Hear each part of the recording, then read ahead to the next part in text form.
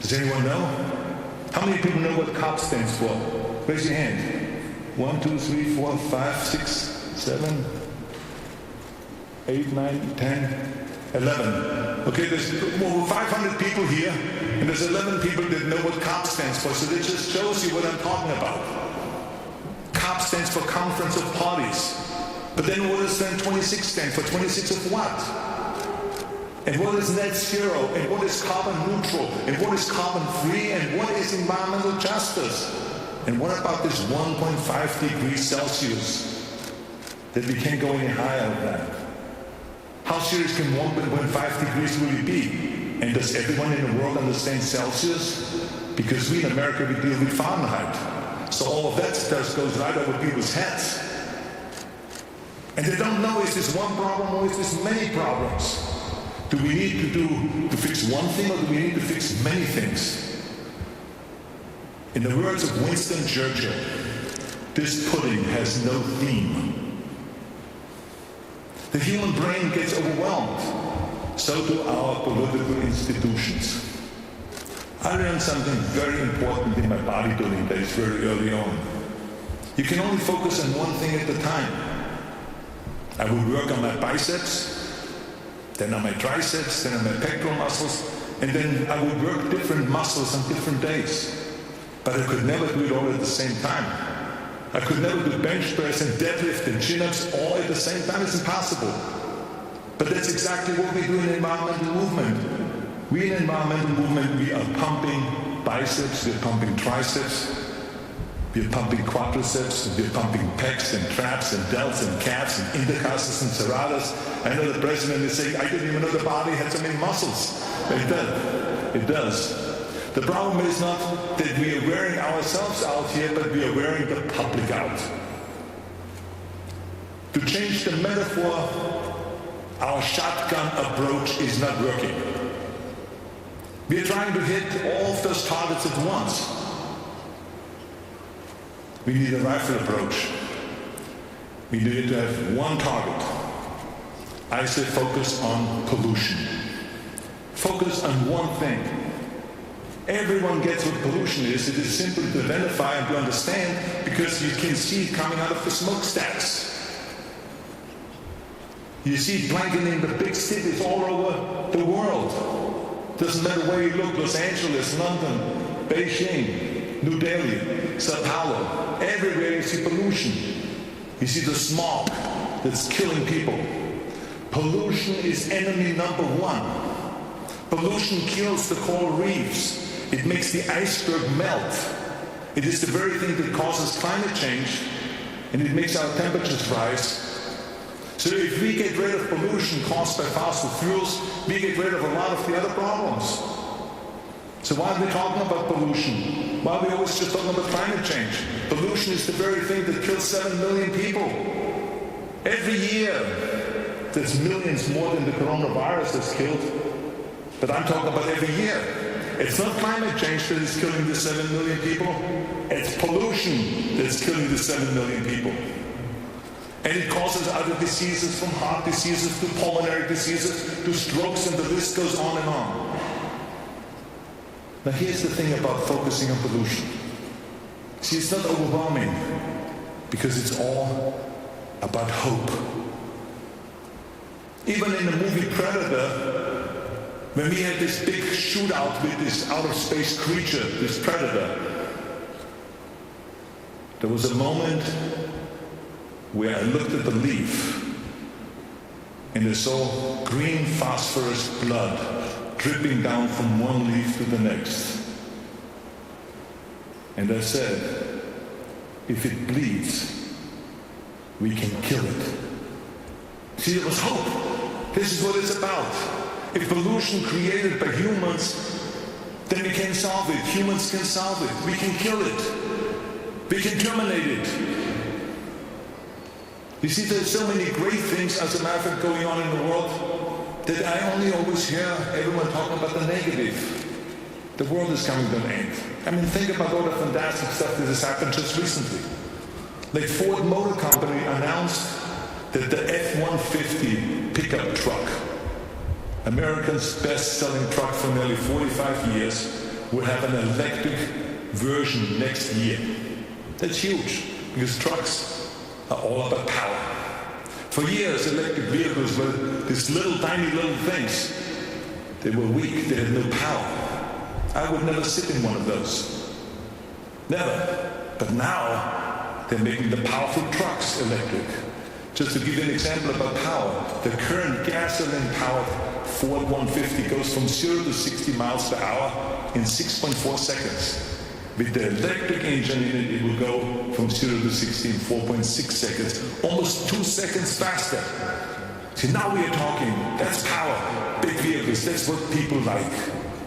And it's so popular that Ford already has more than 100,000 orders. And Ford is not the only one. Porsche has an electric, BMW has an electric, Audi has an electric, and many of the other companies have electrics. Those aren't three-wheelers, girly man cars, may I remind you? There's real cars. And you know what? There's now even a cargo ship that is fully operated on batteries. And I recently was asked to christen a cargo ship powered by hydrogen. Now this is really a big deal, may I remind you, because the 15 largest container ships in the world pollute more than all of the cars in the world. So we're going in the right direction with the technology. And even FedEx, Amazon, Microsoft, Unilever, Walmart, and about 50 other major corporations are going to be totally carbon neutral by the year 2040, which is 10 years earlier and faster than the Paris Climate Accord has recommended. And Apple is even aiming at 2030. Imagine major corporations being carbon neutral. And in the US, the state of Virginia has mandated that the Dominion Power, an energy company that's providing energy for the entire state, has to be carbon-free by the year 2045. Imagine a power company that will be pollution-free. And the entire nation of Japan about to become carbon neutral by the year 2050. And not just Japan, but the whole European Union is going to be carbon neutral by the year 2050.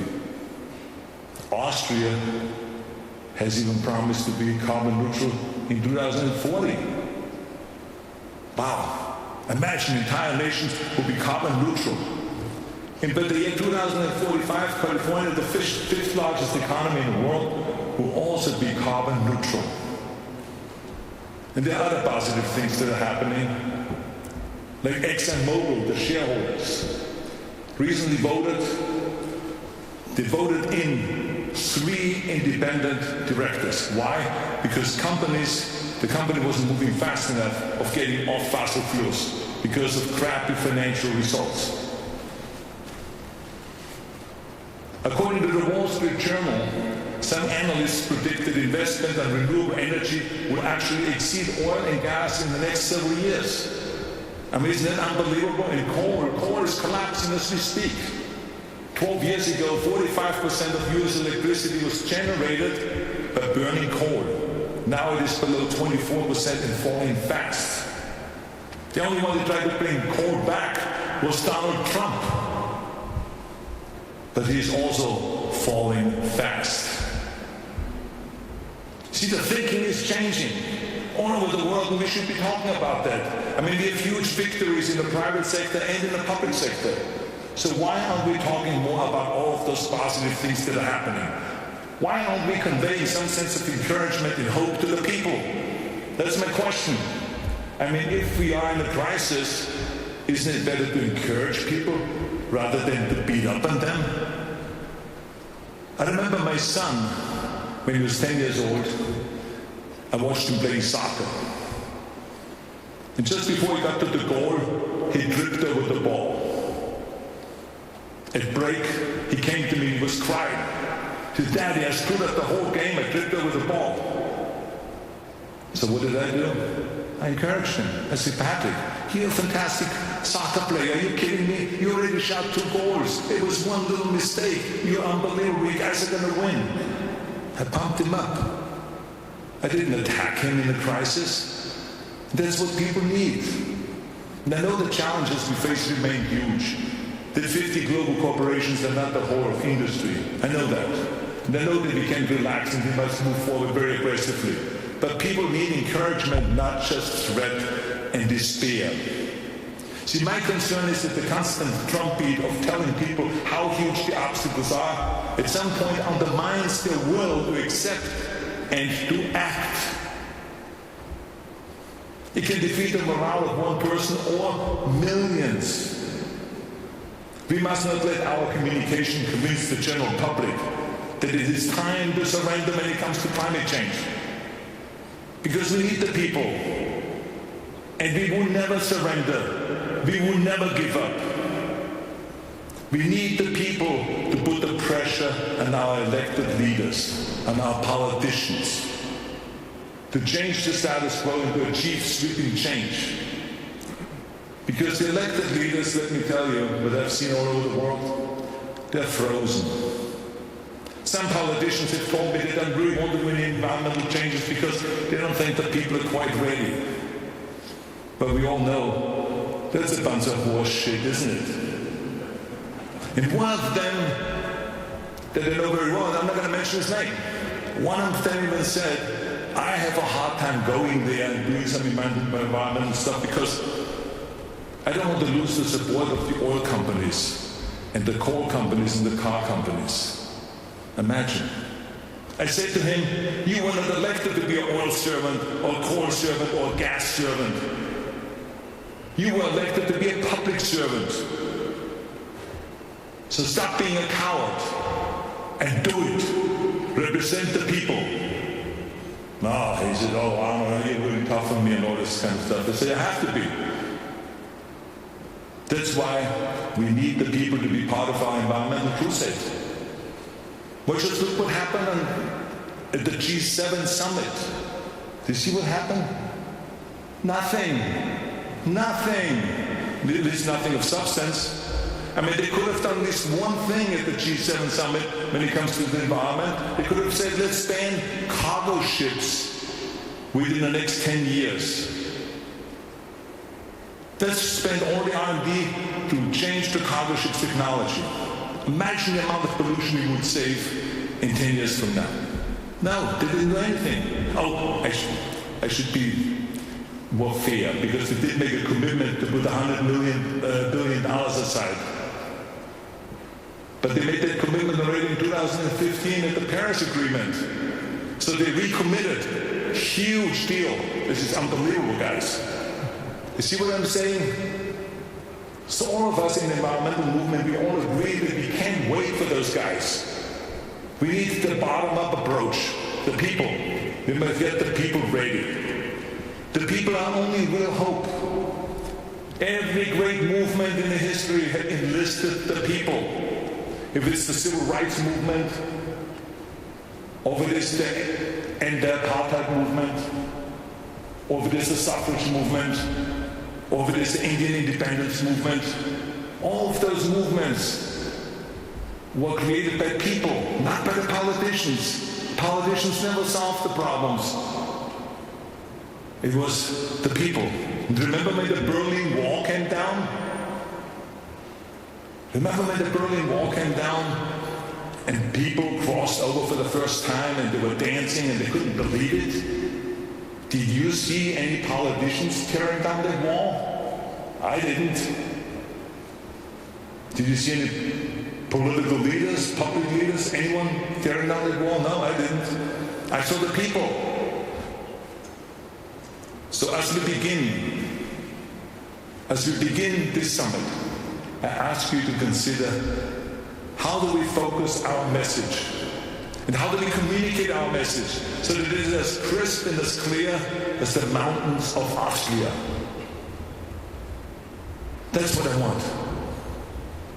If we all work together and if we communicate together, that wall will come down.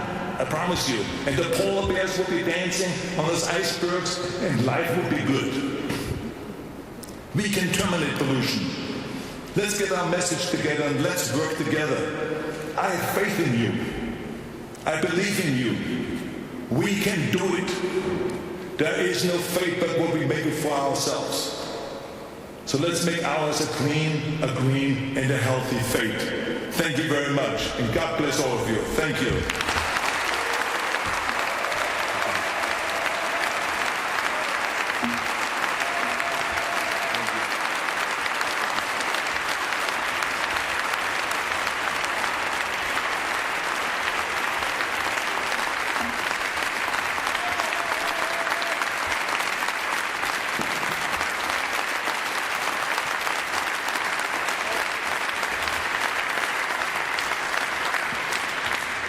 you so very much, Governor Schwarzenegger. You have lit up this room and our live stream with your infinite reserves of renewable energy, and you've given us a powerful message of hope and plain speaking, which we will take with us not only throughout this conference, but also into the world. Thank you so much for that.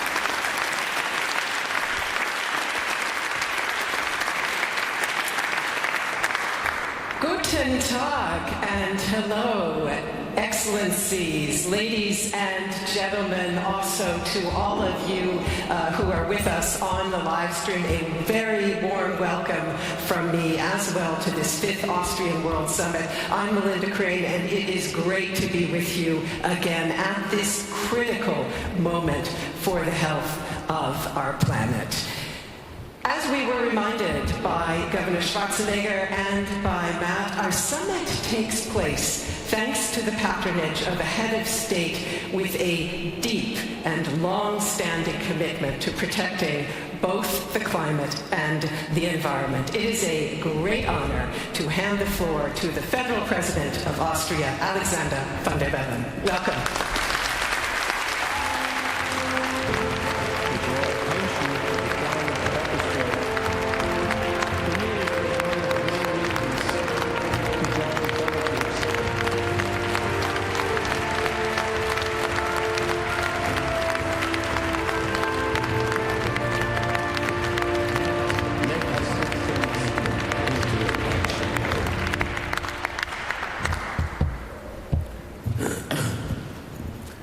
Excellencies, ladies and gentlemen, dear friends here in the Spanish Riding School, dear audience watching all over the world, dear Arnold, my climate action hero.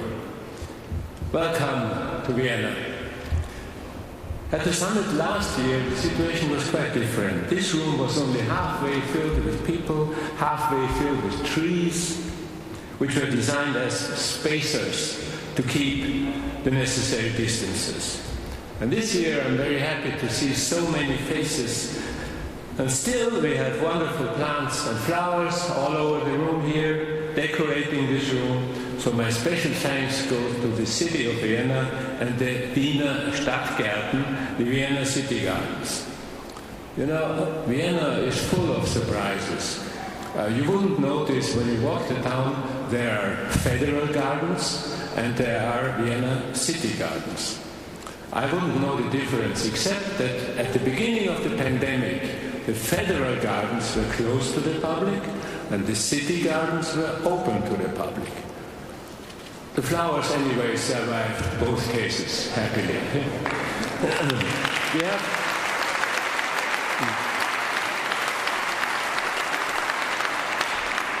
We have come a long way since the COVID-19 pandemic started in March 2020. So seeing people became something special. I'm still not used to give my hand to somebody after this or this or this, you know. I'll try. So thank you all for being here. And please allow me to switch to German now. Meine Damen und Herren, auch wenn es normalerweise erst zum Schluss passiert, ich beginne diesmal sowas wie mit einem Plot-Twist. Denn ich möchte eigentlich jedenfalls nicht gleich über das Klima sprechen. Wir alle wissen, jedenfalls hier in diesem Raum, wie es um diesen Planeten steht und wie dringend es ist, etwas zu tun. Ich will Sie aber einladen, zunächst eine andere Perspektive einzunehmen. Ich will über uns sprechen. Über die wir hier sind, in diesem Raum, die heute früh ihre Kinder in die Schule oder in den Kindergarten gebracht haben, die gerade arbeiten, lernen, reisen, musizieren, die gerade grübeln, lachen, diskutieren oder mit ihrem Hund auf die Gasse gehen. Ich will über uns Menschen sprechen. Ganz nach dem Motto des diesjährigen Summit Healthy Planet, Healthy People. Dieser Satz, finde ich, bringt es auf den Punkt. Alles, was wir Menschen machen, wirkt sich auf unseren Planeten aus. Und die Gesundheit unseres Planeten wirkt sich wiederum auf uns aus. Die Bilanz ist, wie wir wissen, nicht beeindruckend.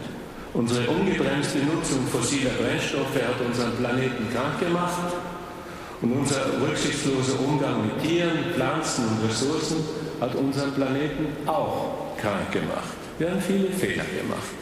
Und dieser Wahrheit müssen wir uns stellen. Wir, niemand sonst, wir sind dafür verantwortlich, ob wir von einem Healthy Planet reden können oder nicht.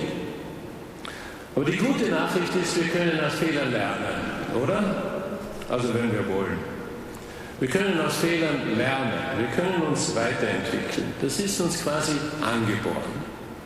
Und schaut man sich unsere Geschichte an, ich überspringe jetzt naturgemäß hunderte von Millionen Jahren wahrscheinlich, aber es ist eine unglaubliche Geschichte. Zuerst, wenn ich richtig sehe, eine Wolke aus Gas, Staub, die sich formt, ein Einzeller, der sich teilt, ein Fisch, der mit seinen Flossen an Land geht, ein Tier, das mit einem Stein eine Nuss knackt und schließlich ein Mensch, der aufrecht geht, der spricht, denkt, fühlt. Und diese stetige Weiterentwicklung steckt doch immer noch in uns allen. Wir suchen nach alternativen Energieträgern, wir erforschen neue Transportwege, wir entdecken neue nachhaltige Materialien, wir erfinden ganz neue Arten miteinander zu kommunizieren, wenn wir uns gerade nicht von Angesicht zu Angesicht treffen können. Und wir werden uns auch weiterentwickeln, um die Klimakrise zu überwinden. Nicht nur, weil es quasi Teil unserer DNA ist, weil es also um unser Überleben geht, sondern weil uns unser Zuhause am Herzen liegt. Niemand wünscht sich eine dunkelgraue Welt, eine Dystopie mit Hitzewellen, Naturkatastrophen, Dürre, Trinkwasserknappheit. Ich wünsche mir eine Welt, in der es noch Wiesen, Moore, Wälder gibt, quakende Frösche, bunte Schmetterlinge, summende Bienen, also eine Welt reich an Arten und Ressourcen. Eine Welt, in der größer, weiter, besser nicht nur im Sinne von wachsendem Profit verstanden wird, sondern im Sinne von unendlich vielen Lösungsvorschlägen und Ideen. Mit Menschen, die diese Welt nicht nur für sich selbst bewirtschaften, sondern für ihre Kinder, für ihre Enkelkinder.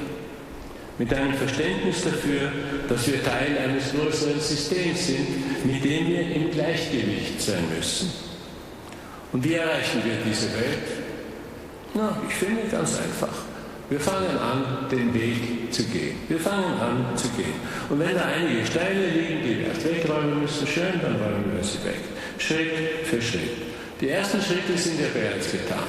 Das Klimaabkommen von Paris, den Green Deal der Europäischen Union, unzählige Initiativen, die schon im Gange sind, unterschiedlichste Maßnahmen, die verfolgt werden und vor allem die vielen, vielen Menschen, die sich dem Kampf gegen die Klimakrise anschließen. Greta Thunberg mit den Fridays for Future hat eine weltweite Bewegung in Gang gesetzt. US-Präsident Joe Biden ist zum Klimaabkommen von Paris zurückgekehrt. Und du, lieber Arnold, wirst nicht müde, Initiative um Initiative aus dem Boden zu stampfen, Menschen zusammenzubringen, zusammenzutrommeln, mit ihnen, wie du jetzt vorhin beschrieben hast, zu kommunizieren, richtig zu kommunizieren und wichtige Aufklärungsarbeit zu leisten. Dafür bin ich dir sehr dankbar. Wir müssen weiter fest an einem Strang ziehen. Viele Unternehmen haben schon von sich aus die Zeichen der Zeit erkannt und handeln entsprechend. Und ich glaube, gefordert ist jetzt vor allem die Politik. Ja, es gibt viel zu tun. Aber die Liebe zu unserem Planeten, oder eigentlich die Liebe zu uns selbst, zu unseren Kindern, Enkeln, das wird die Suche nach nachhaltigen Lösungen beflügeln. Das immerwährende Streben nach Neuem, das uns angeboren ist, dieses aktive Mitgestalten unserer Welt, das alles ist uns doch quasi in die Wiege gelegt. Es liegt in unserer Natur. Und deshalb habe ich, und das möchte ich mit Ihnen zuletzt teilen, deswegen habe ich so eine Art Urvertrauen in uns Menschen, dass wir das dann wirklich schaffen. Ich danke Ihnen.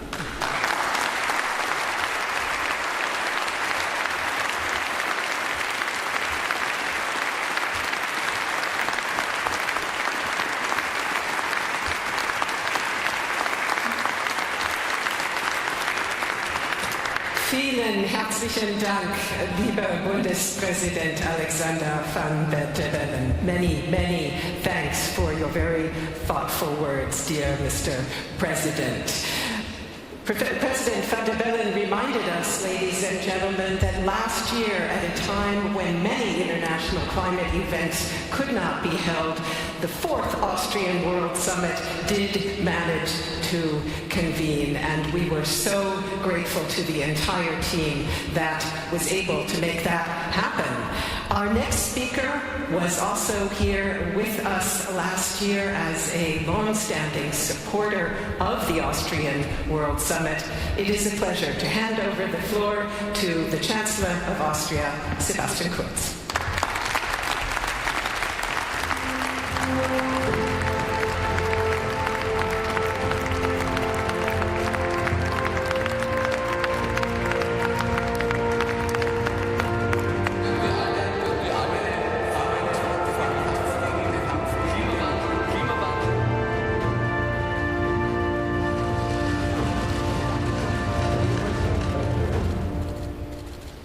Sehr geehrte Damen und Herren, geschätzter Herr Bundespräsident, geschätzte Ehrengäste, vor allem aber lieber Arnold Schwarzenegger, ich freue mich sehr, Sie alle heute hier begrüßen zu dürfen. Ich freue mich sehr, Sie alle heute hier treffen zu dürfen. Das ist nach 1,5 Jahren keine Pandemie, aber es ist eine große Freude, dass auch dieser Austrian World Summit wieder in gewohnter Art und Weise stattfinden kann, dass wir zur Normalität zurückkehren können und dass wir nach einer langen Zeit der Pandemie und des Verzichts auf Veranstaltungen wie diese wieder erleben dürfen.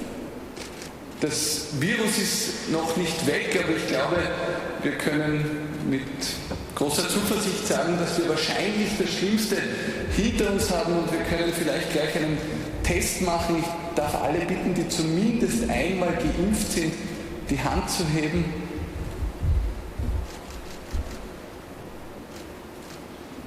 Okay, die Übersetzung dauert ein bisschen.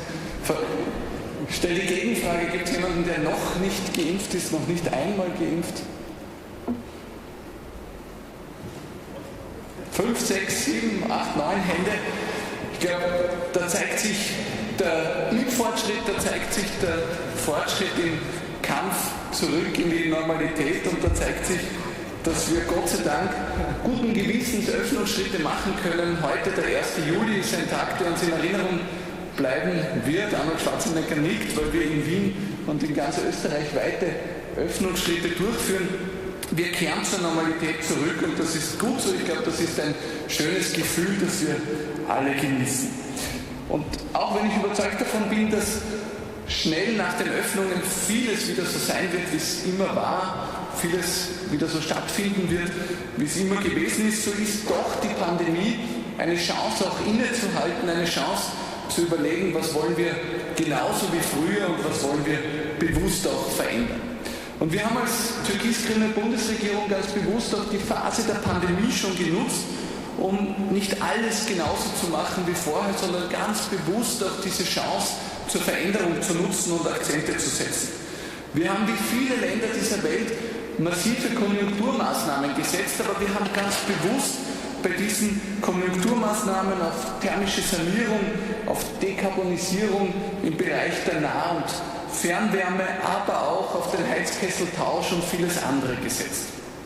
Wir haben 5 Milliarden in die Hand genommen für eine Investitionsprämie, eine Unsumme, damit natürlich die Wirtschaft angekurbelt wird, um die Auswirkungen der Krise gering zu halten und auch da ganz besonders auf Digitalisierung und Ökologisierung, also auf den Kampf gegen den Klimawandel Wert gelegt. Und die Mittel aus dem Europäischen Recovery Fund, die sollten natürlich auch in Klima und digital investiert werden. Wir haben das mehr als übererfüllt, sind bei den Ländern, die hier die höchsten Prozentsätze im Bereich Klimainvestitionen durchgeführt haben. All das also Möglichkeiten, um die Krise ein Stück weit auch als Chance zu nutzen und unserem Ziel näher zu kommen, das Arnold Schwarzenegger schon erwähnt hat, nämlich bis 2040 klimaneutral zu sein und darüber hinaus bis 2030 100% Strom aus erneuerbarer Energie zu gewinnen. Wir unterstützen selbstverständlich auch die Ziele der Europäischen Union, auch die sind ambitioniert. Ich sage aber dazu, wir brauchen einen globalen, wir brauchen einen internationalen Ansatz. Weil das Schlimmste wäre, wenn wir die Standards in Österreich und in Europa erhöhen und gleichzeitig aber aus aller Welt Produkte importieren, die unter anderen Standards und Bedingungen produziert werden, weil dann wandern am Ende des Tages nicht nur die Arbeitsplätze, sondern auch die Emissionen ab. Es hat dann weder die Bevölkerung in Europa etwas davon, noch bringt es dem Klima etwas. Es ist also immer ein globaler Kampf, den wir hier führen, und ich glaube, es ist immer auch notwendig, Klimaschutz in Eintracht mit Wettbewerbsfähigkeit und auch mit einer sozialen Absicherung der Schwächsten zu bringen. Nur wenn wir Wettbewerbsfähigkeit, Klimaschutz und soziale Verantwortung in Einklang bringen, schaffen wir es auch dem Motto, das hier hinter mir plakatiert ist, gerecht zu werden. Sehr geehrte Damen und Herren, ich möchte zum Abschluss vielleicht einen Gedanken ins Treffen führen, der mir aufgrund der Pandemie ganz besonders treffend erscheint. Und das ist die Frage, was kann der Menschheit alles gelingen? Wenn wir uns zurückerinnern, vor 1,5 Jahren, Corona-Pandemie, eine unglaubliche Krise, eine Pandemie, die es 100 Jahre nicht gegeben hat, verbunden mit der größten Weltwirtschaftskrise, die wir alle jemals erlebt haben. Und ein Jahr später gab es was? Die Impfung. Die globale Zusammenarbeit, die Wissenschaft, die Forschung, Pharmakonzerne, großartige Wissenschaftler aus aller Welt haben es geschafft, innerhalb von kürzester Zeit einen Impfstoff zu entwickeln in noch nie dagewesener Geschwindigkeit und eine Jahrhundertpandemie zu besiegen. Es zeigt sich alle, wo ein Wille, da ein Weg. Wenn die Menschheit global zusammenarbeitet, dann ist Unglaubliches möglich, und es zeigt sich, welche Kraft Wissenschaft, Forschung und Innovation haben. Und lieber Arnold, es hat mir extrem gefallen, wie du heute deinen Kampf gegen den Klimawandel beschrieben hast, wie du argumentierst und was deine Zielsetzung ist. Denn ich habe bei den Diskussionen, die ich erlebe, oft das Gefühl, dass diese Diskussionen mit einer moralischen Überlegenheit, mit dem erhobenen Zeigefinger, mit dem ständigen Wunsch nach Verboten, Strafen und Verzicht geführt werden. Und du hast von großen Pickup-Trucks gesprochen, von Kraft, natürlich auch von Reisen, von Mobilität, von Fortschritt. Und ich glaube, genau das ist es, was wir brauchen. Wenn wir erfolgreich gegen den Klimawandel ankämpfen wollen, wenn wir Emissionen reduzieren wollen, dann wird das nicht gelingen durch eine Politik des erhobenen Zeigefingers, dann wird das auch nicht gelingen durch eine Zurück in die Steinzeitmentalität, sondern ganz im Gegenteil. Ich bin ein fester und entschlossener Befürworter des Fortschritts, der Kraft der Menschheit. Ich glaube an die Wissenschaft, an die Innovation, und ich bin überzeugt davon, dass genauso wie es gelingen kann, innerhalb von einem Jahr einen Impfstoff zu entwickeln und eine Pandemie zu besiegen, genauso kann es und wird es uns, wenn wir global zusammenarbeiten, gelingen, besser zu werden, umweltverträglicher zu agieren, neue Technologien zu entwickeln, sodass Freude, Konferenzen wie diese, Mobilität, Reisen und vieles andere mehr auch in Zukunft möglich sein werden, aber mit weniger Emissionen und mit mehr Verantwortung gegenüber dem Planeten. Lieber Arnold Schwarzenegger, vielen Dank für deine Initiative, aber vielen Dank auch für deine Begeisterungskraft, die du ausstrahlst im Kampf gegen den Klimawandel. Danke sehr.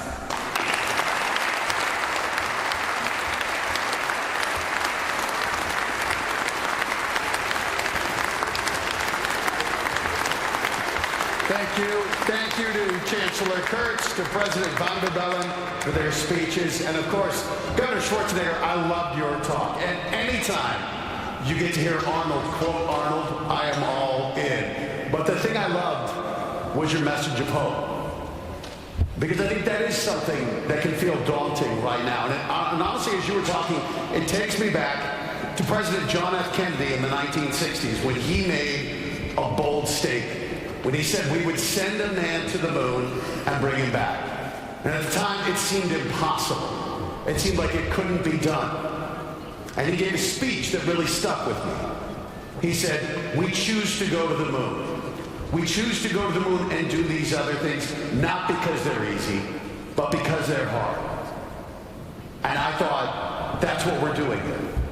We're choosing to do something hard. We're choosing to try to save the Earth. And that's, when you think, what could be more audacious than sending somebody to the moon? Saving the Earth. Plus, I would love to hear the speech that you would give with that one. We choose to save the Earth because it's hard, like my pectoral muscles. So do some push-ups and stop polluting. Okay, no, I don't need it. I just wanted to quote him to him. Right now, though, let's take a look at what could be our next moonshot. Houston, Roger, we copy. Standing by for your TV. This is a very special day.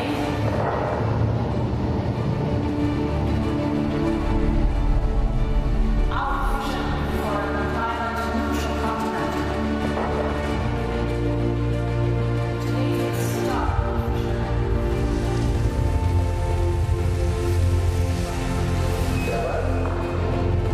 European Union is an invitation for all to participate. Europe's Man on the Moon moment.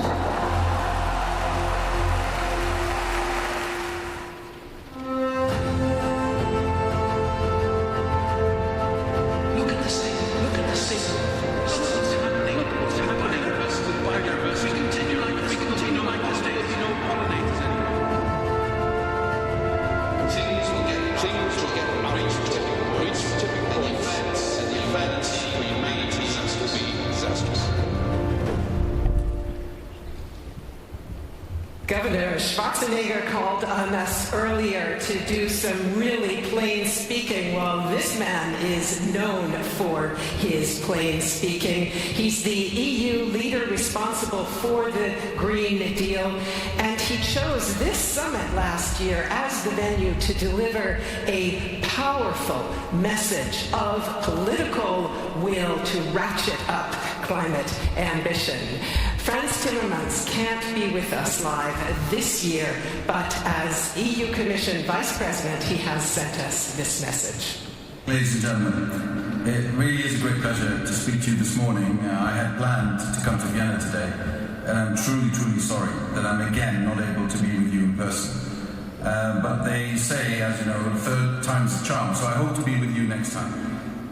Let me first thank Arnold Schwarzenegger for his invitation to join you today, and above all for his continued commitment and personal dedication to climate action. He's a leader who inspires me, truly.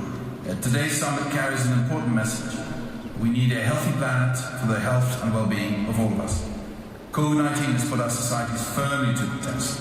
It also sends us a clear warning signal, a signal of our fragility, our interdependencies, but also our resilience. Ladies and gentlemen, horrible as this pandemic is, the major crises of the century are the climate and biodiversity crises. Less visible, but more pernicious and also more destructive in their effects. Global warming combined with a massive extinction of species threatens the very livability of our planet. There is no vaccine in the face of these crises. To protect humanity, secure our future, we need to make profound changes in how we live, produce and consume. This is no longer an abstract threat. We already need to learn how to live with fires, droughts, floods and other disasters. We've seen tornadoes in Western Europe, for heaven's sake. Never seen that before. The costs of acting seem high, but the consequences of inaction or acting too late will be even more devastating. The economic cost will be immense, unbearable. The human cost would be tragic and equally unbearable. So the challenge is obviously global. Major economies are aligning and the critical mass is growing. Together with our partners, we work to pave the way to a successful COP26 in Glasgow. In Europe, we witness incredible political will to act. Businesses and investors driving the real economy also start to align with our green objectives. We now have a climate law that creates a legally binding commitment to become climate neutral by 2050. In order to achieve climate neutrality in the right conditions, Europe must first reduce our emissions by at least 55% by 2030 compared to the levels we had in 1990. But we do not start from scratch. Compared to 1990, we managed to reduce emissions by 24% in 2020. At the same time, the European economy grew by over 60%. This means that we've already succeeded in decoupling economic growth from greenhouse gas emissions. But 2030 is only a heartbeat away, so we really need to speed up our efforts. In about 2 weeks, on the 14th of July, we will present a package of legislation to make sure we reach the target of at least 55% reductions in 2030. The package marks the moment where Europe will move from setting targets to making the difficult, really hard and difficult, but necessary changes in our economy. In short, we will fast forward all actions and targets in our climate and energy policy framework and ensure that economic operators pay the price of CO2 emissions. All sectors of the economy will have to contribute: power and industry, transport, buildings, agriculture. We are in the midst of a major transformation in Europe, a new industrial revolution, worldwide industrial revolution. We have the ambition in Europe of a prosperous, low-emission future, rich in opportunity, on the basis of social justice. We have to invest in this future, and most importantly, we have to ensure that the transition is fair. This transition will be just, or it will just not be. I'm absolutely convinced of this. There can be no ecological transition without social justice. Even more, the transition itself is about social justice. If we do not respond to the climate emergency, the first victims will be the most vulnerable people in our societies. They have nowhere to go. They can't afford to escape. Ladies and gentlemen, the transition is our opportunity to innovate, to prosper, to leave no one behind, and to deliver a healthy planet for our children and grandchildren. During the pandemic, young generations have shown incredible solidarity with their elders, staying home, keeping distance, even though they themselves did not run as many risks from the disease. I found this expression of solidarity so inspiring. We now need to repay that solidarity with our own and take action against the crises that threaten their future. Together we need to seize this opportunity before it is too late. And I have to end by saying, Arnold, keep inspiring us.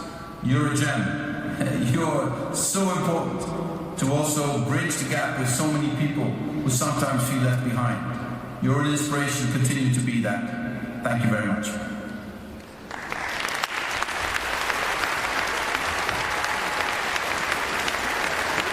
Powerful voice for the European Union. We'll hear more about the European Union Green Deal this afternoon. Speaking of powerful voices, Governor Schwarzenegger loves to communicate. And even if it's during a pandemic, he challenged his staff to come up with new ways to allow him to continue to communicate in the face of everything being shut down, everyone being locked down. So the Schwarzenegger Climate Initiative partnered with the Schwarzenegger Institute at USC to create Arnold's Stammtisch.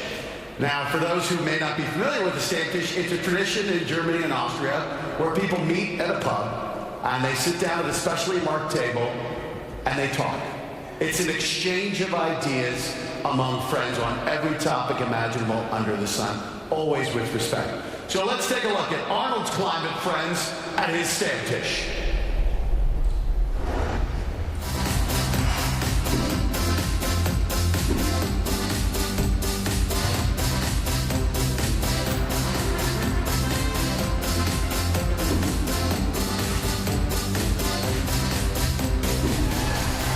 It's great to have you on Arnold's Stammtisch. Herr Bundespräsident, I just want to say, call me Arnold, don't call me Governor, okay, because it's a very casual kind of atmosphere, the Stammtisch. Right. And you call me Sasha. This is kind of like a typical Austrian Stammtisch. Yeah. Do we have to wear the lederhosen? No, but I mean, eigentlich, if you do the Austrian Stammtisch, then of course we have the Austrian hat on. You know, I get it. really find anything like that. But then if you want to do the American Stammtisch, then we go, of course, and put the cowboy hat on. We have the US back in the front line of the fight against climate change. Yes, Trump is gone, but that doesn't mean that we can relax. I'm looking forward to battling this together. On paper, the strategy is okay, but we still have to put it into practice. Yeah, I don't think so. I totally agree with you. There are so many jobs that can easily transition over to green energy. Healthy planet, healthy humans. I think what we should avoid is telling them with a teacher's finger. So my message is don't relax and keep demanding action, keep pushing, maybe even more now. I would love to do a real Stammtisch when I come to Vienna. Holy shit, look at that. That is a tanker. Awesome beer. Exactly, that's a Schnitzel. Well, I wish I could join you. Thank you. Danke vielmals. Bis später. Bis später.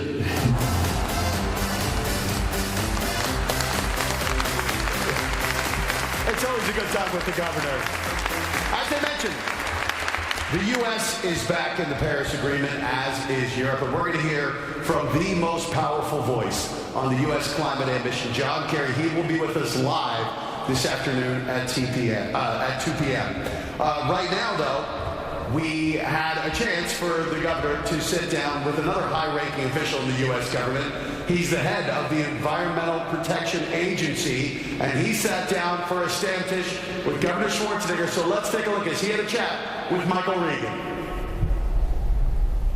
It's really great to have you here, and I know that you're in the middle of negotiating the infrastructure deal, and you've been very, very busy, so it's really great to have you. The first question that I have is, how did you get interested in environmental issues in the first place? Well, thank you first and foremost for having me. I grew up hunting and fishing with my father and grandfather in eastern North Carolina. Loved the outdoors and really spent time in the outdoors, just having a great time. But I also suffered from respiratory issues related to air pollution and the like. So from a very early age, I understood that pollution could prevent me from enjoying the things that I love with the people that I love. And so I had an interest early in life. In college, I studied environmental science, and my first job was an internship right here at the United States Environmental Protection Agency. Wow, this is unbelievable. But I mean, did you ever dream that one day your great enthusiasm and your passion for the environment would lead to becoming the administrator of the EPA, of the Environmental Protection Agency in America? Isn't that unbelievable? It's really unbelievable. It's like coming back home.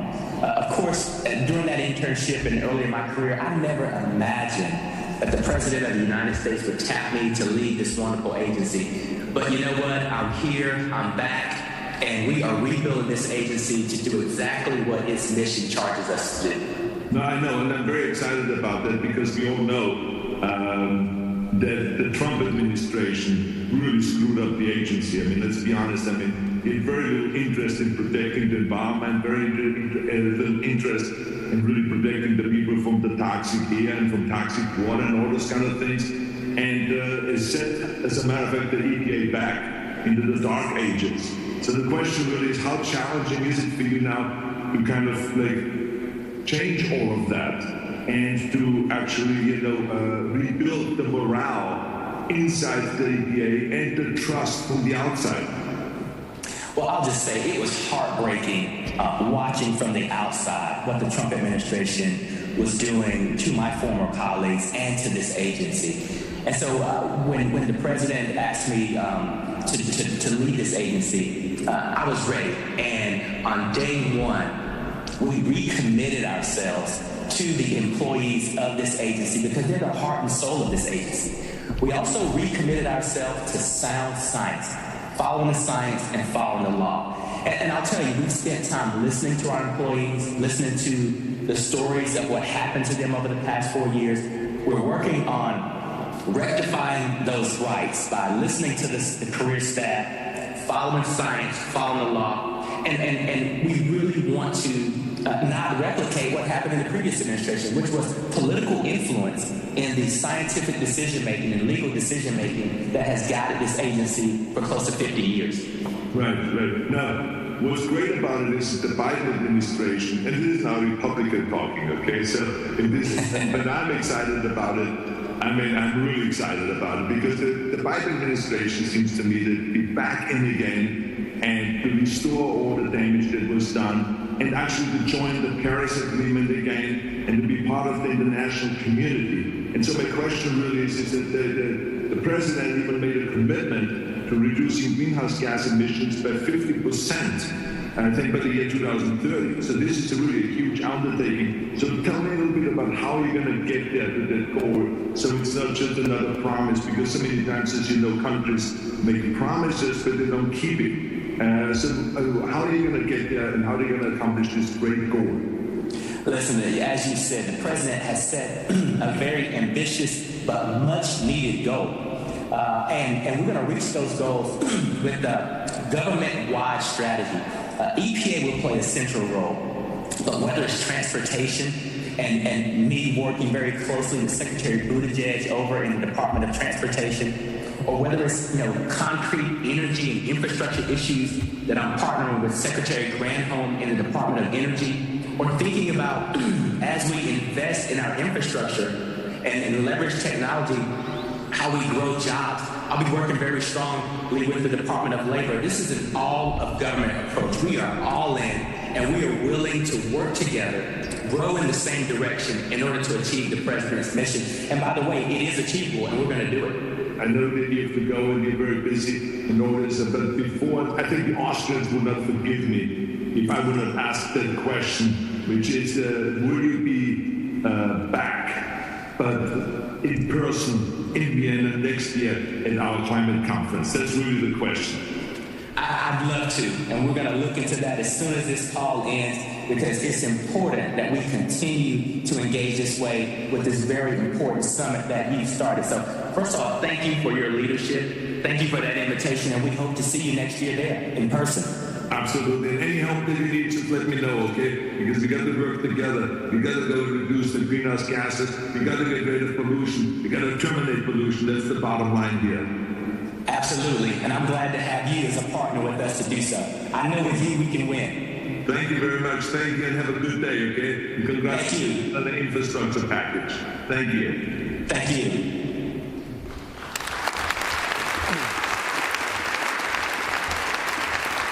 So the U.S. is back, but this isn't just a problem that gets addressed at the national level. It can be addressed at the state level as well. In fact, when Governor Schwarzenegger was leading California, he passed a lot of cutting-edge environmental legislation, particularly that impacted the automobile industry. It didn't make him terribly popular at the time with them, but now it's common sense. We see the automotive industry embracing this, and many of them are leading the charge, trying to find fossil fuel-free technologies.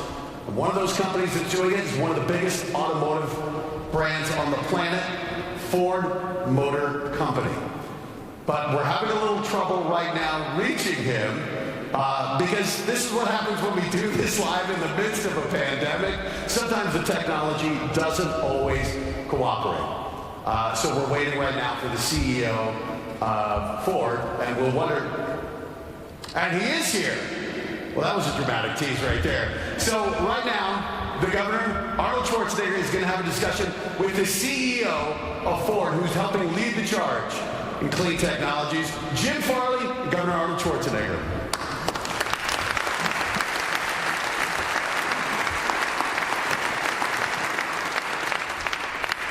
Hey Jim, how are you? I'm great, Governor. Good to see you. Happy to be part of the conference. Well, thank you very much for being part of it, and I'm a big fan of what you're doing, and I just wanted to ask you the first question right now. As you remember, when I was governor, we had an all-out war with the car manufacturers from all over the world because they hated our new tailpipe emission standards. And they sued California, and they sued me, and it was like a battle. And the reason why I'm mentioning this is because you and Ford have decided to join California. Ford has decided to join California and to march together with California in the right direction. So what happened there, and why did he make that decision? Well, you know, Ford's a different kind of company. We're a family company. Bill Ford has been an advocate for moving to green technology for a long time, and the management team for a long time didn't listen. I think we picked purpose over politics. You know, we're the only full-line manufacturer committed to Paris, and when we did that, you know, we really had to commit to California. We think this is, you know, history, we'll be on the right side of history over time because of this choice. It's not easy, but I think it's really the right thing to do. And as I said, Ford is a purpose-built, you know, company. It's not just a profit machine. We really understand our place in history after 118 years. Well, I have the utmost respect for you and for Ford for doing that, because it's the right thing to do, and we all know there are other car manufacturers, and we don't want to mention their names, but there are others that are going in the other direction and that are fighting California. So I want to say thank you for coming along with California and working with us. The other question that I have is, you know, I'm a big fan of the F-150, and I've talked about it just earlier in my speech. And so my question is just, you have now a plan not only to develop this F-150, but also to only sell electric cars in Europe from 2030 on. Can you talk a little bit about that? Well, I think both of us are big car guys, and you know, from my perspective, this is just a better vehicle. After 30 years of being in the industry, you know, the electric vehicle is so much more than just propulsion. The F-150 is a good example. It's America's most favorite vehicle. We sell over 1 million a year, and you can power your house for 3 days. We have a mega power frunk with 200 pounds of storage in front. You know, the truck can do so much more, like the supplemental power, which we saw because of climate change, all the issues in Texas this year. You know, many people were powering their houses with their F-150 hybrids. They'll be able to do that with the electric F-150.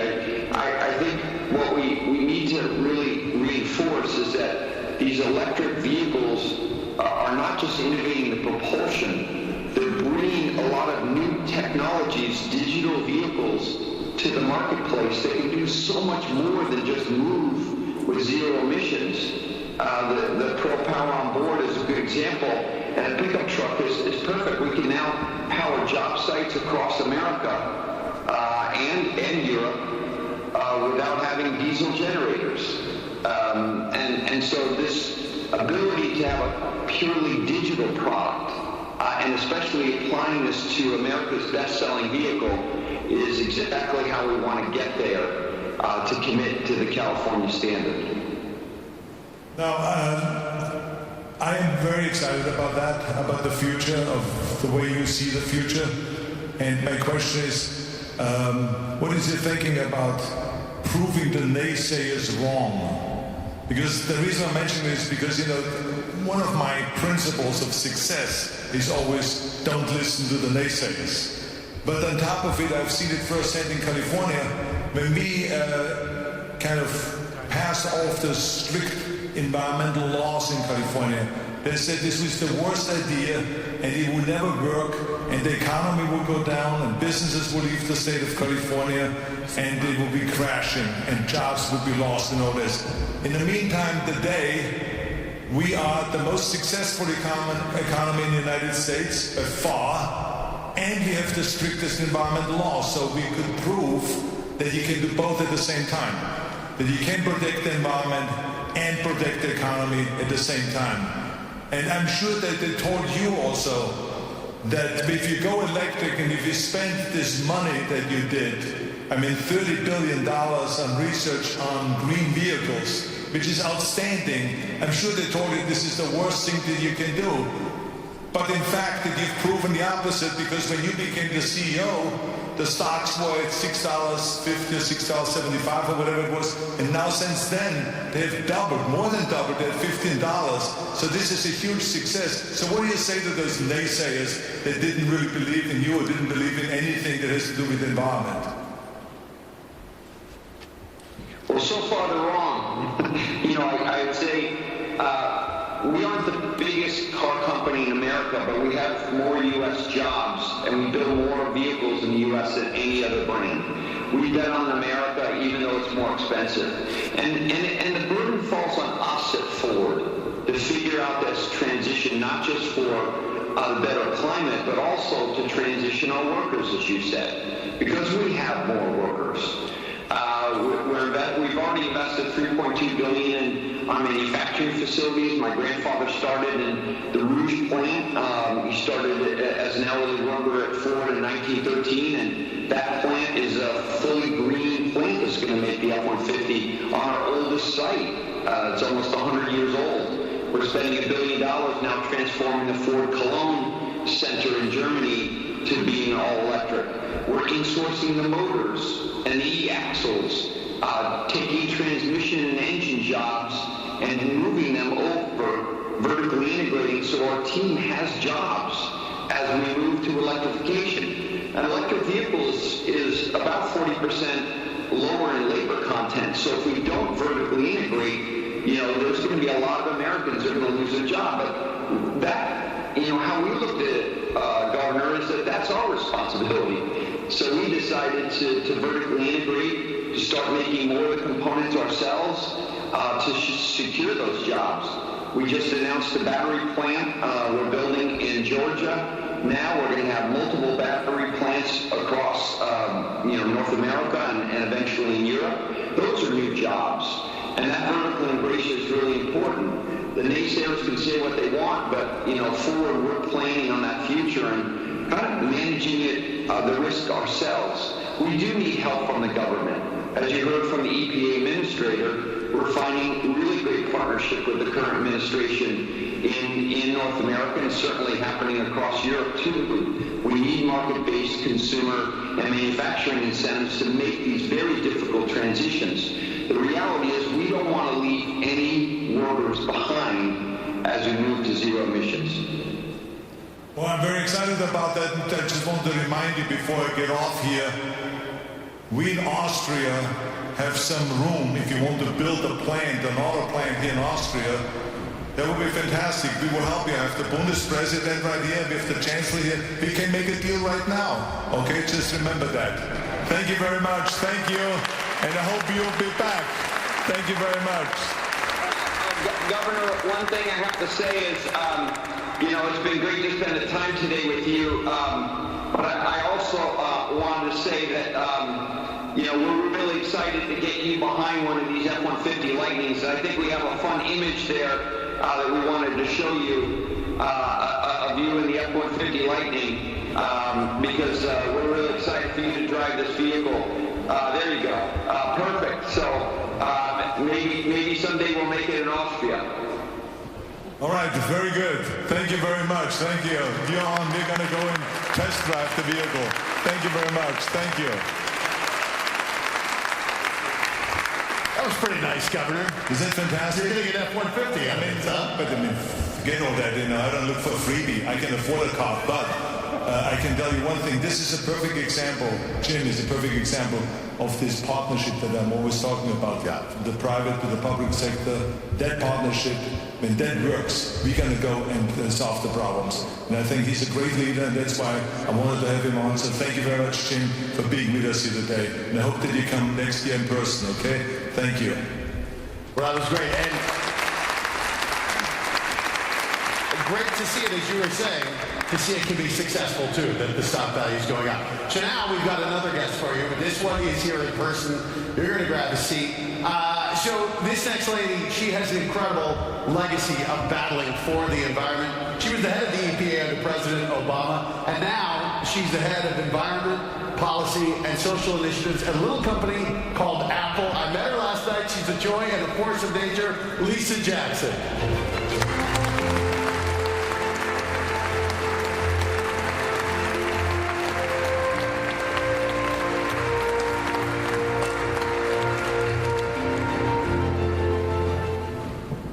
Lisa, it's wonderful to have you.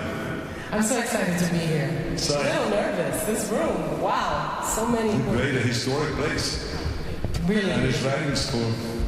That's where the action is. But anyway, talking about action, I know that Lisa has been here for 2 days now, or 3 days. How many days have you been in Austria? 2 days, yeah. 2 days. And I've sent her around in Austria to do some wine tasting. So you have to admit that the Austrian wine is the best wine. It's really, really good. You hear it, you see? Let's give a hand for that. Just good taste when it comes to wine. You see, my responsibility is not just to come here for the environmental conference, but also to pump up the economy. So that's why we already got a commitment here for Carbon. You're telling us that this is the best wine, the Austrian wine. So things are happening here today. I'm telling you, I'm excited. But let me just get right to it. And that is, the last time I saw you, or I should say the first time I saw you, was at the Rose Garden at the White House in 2009. And we were celebrating various different environmental victories, including the tailpipe emission standards that we did in California. And then Obama decided to do it nationwide. And that's what the celebration was about there at the White House. And you were very instrumental in that. And so I just wanted to say thank you for that. And I just wanted to find out from you, you've had this great job at the EPA. To be the administrator, I call it the secretary of the EPA. You guys call it the administrator, but whatever. And you've seen now everything that has happened the last 12 years. Can you reflect a little bit about what's going on in the environmental movement, you know, with Obama being such a huge enthusiast and pushing the environmental issues, and then Trump coming in after that, and now Biden is back. Talk a little bit about that. Well, you know, when I left in 2013, I joined Apple, and one of the reasons I did it was I became convinced that it was going to be the private sector partnership that would keep the momentum going. I mean, your standards in California are now the nationwide standards, and many international countries have followed. But it took businesses, we saw Jim just recently, my CEO Tim Cook, to say, you know what, we know that we have a responsibility as well. That yes, our products are important, but we also have to do it in a way that doesn't sacrifice our children's future, that doesn't sacrifice prosperity as well. So yeah, I do, you know, of course there's been ups and downs, and government leadership can be strong and then it can wane. But my role today as a business leader is to say, with this hat on, it is our responsibility, not a nice thing to do, but a thing we must do, is to do our business, good business, that's good for the planet as well. Can you talk, because you're talking about now this new position that you have, you were very successful at the EPA. And then you left because there was a change of administration, and then you went into the private sector. And there again you took on the top job. I mean, being the head of the EPA is the top job in the public sector, but being the head being the CSO of Apple is really, I mean, Apple is the biggest company in the world, right? So this is again the top job. So what does it feel like? Did you ever dream that you would have those two jobs? No, I feel very blessed, right? I feel that we all are on this earth to have purpose, to have mission, to do what we believe in. We heard Michael Regan, who's the current head of the Secretary of Environment, say he came to this because he loved the outdoors, but he also understood the pollution. And I want to applaud your idea that we have to tackle this great inequity that is pollution, children growing up without the ability to be healthy. It's just unjust. It's not fair. It's not what any of us want. So no, I never dreamed of it. I feel that now at Apple, you know, Apple is carbon neutral today, and we've made a commitment to bring all of our suppliers, our entire supply chain, to carbon neutral by 2030. You mentioned it earlier. Thank you. And even suppliers, we already have suppliers here in Austria doing wonderful work for us. AT&S is a part of that commitment. And Infineon just today is announcing that they are going carbon neutral by 2030, that they're going to use clean energy for all their Apple production. So I sort of feel like I had a job to lead at EPA, and now as a business leader, we can help our colleagues in other sectors come along on this journey to the future. What is the responsibility of a chief sustainability officer? Because this is a new job, I think, that some of the biggest corporations in the world now have. And that they hire people for that they're hiring experts for that. This is a new phenomenon. Can you talk a little bit about what your responsibility is and also what power that you have within a company to take the company in the right direction? Yeah, I'm like you. I think words count. And so you never hear sustainability in my title because no one knows what it is, right? But I say environment, I say social initiatives, because that's what we really work on. I report to our CEO, Tim Cook.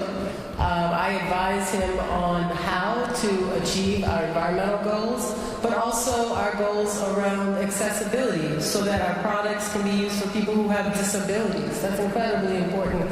Our commitment to education. Our products, first and foremost, are wonderful tools for education for all ages. But on the environmental front, we have a roadmap for our environmental product that is as serious in the company as our roadmap for the next iPhone, right? Or our next big innovation, which I can't talk about up here. And I report to Tim on that roadmap and those deliverables with the same urgency that any executive in the company would. And that's the kind of attention it requires. It's why CEOs like Tim or Jim are so important to have CEO level oversight, because what the CEO wants is what the company does, right? So basically you're saying that the CEOs are listening to the CSOs. The good CEOs are listening. The good CSOs. But what do you think the percentage is? I just want to have the people get an idea, because this is like a really huge development, and I think that I've seen now big corporations taking it very seriously to go in the right direction and to be responsible for reducing greenhouse gases and all that. Yeah, absolutely. I think it's fair to say that in the last few years, companies that never before took this seriously or were part of the discussion have suddenly realized that not only because it's the right thing to do, it's good business. Clean energy is as cheap and sometimes cheaper than the conventional polluting energy that we all grew up with. It's also what employees want. Talk to a millennial today and they'll tell you they want to work for a company that's doing right by the planet. They're going to inherit this planet from all of us. And it's what our customers want. At the end of the day, our customers at Apple expect, and really should expect, us to do more than make the best products in the world. We should make the best products for the world that they live in. What are you most proud of so far, of what you have accomplished since you're with Apple, and in which direction you're going? Can you talk a little bit about that? Yeah, we transitioned to 100% renewable energy for all of Apple's operations back in, I think, 2016. I joined in 2013. So obviously we were working on it before I got there, but right place and right time. 2016, we were 100% renewable. By 2019, we were on our way to carbon neutral for our whole company. And then last year, we made our pledge for Apple 2030 to take all of our supply chain to carbon neutral. I'm proud of each one of those because, as Tim always says, it's more than what we do inside our company. We should be a ripple in the pond out with our suppliers. They're really our partners, right? Infineon is our partner in making our products. We should be helping and be a part of their journey to be running on 100% renewable energy as well.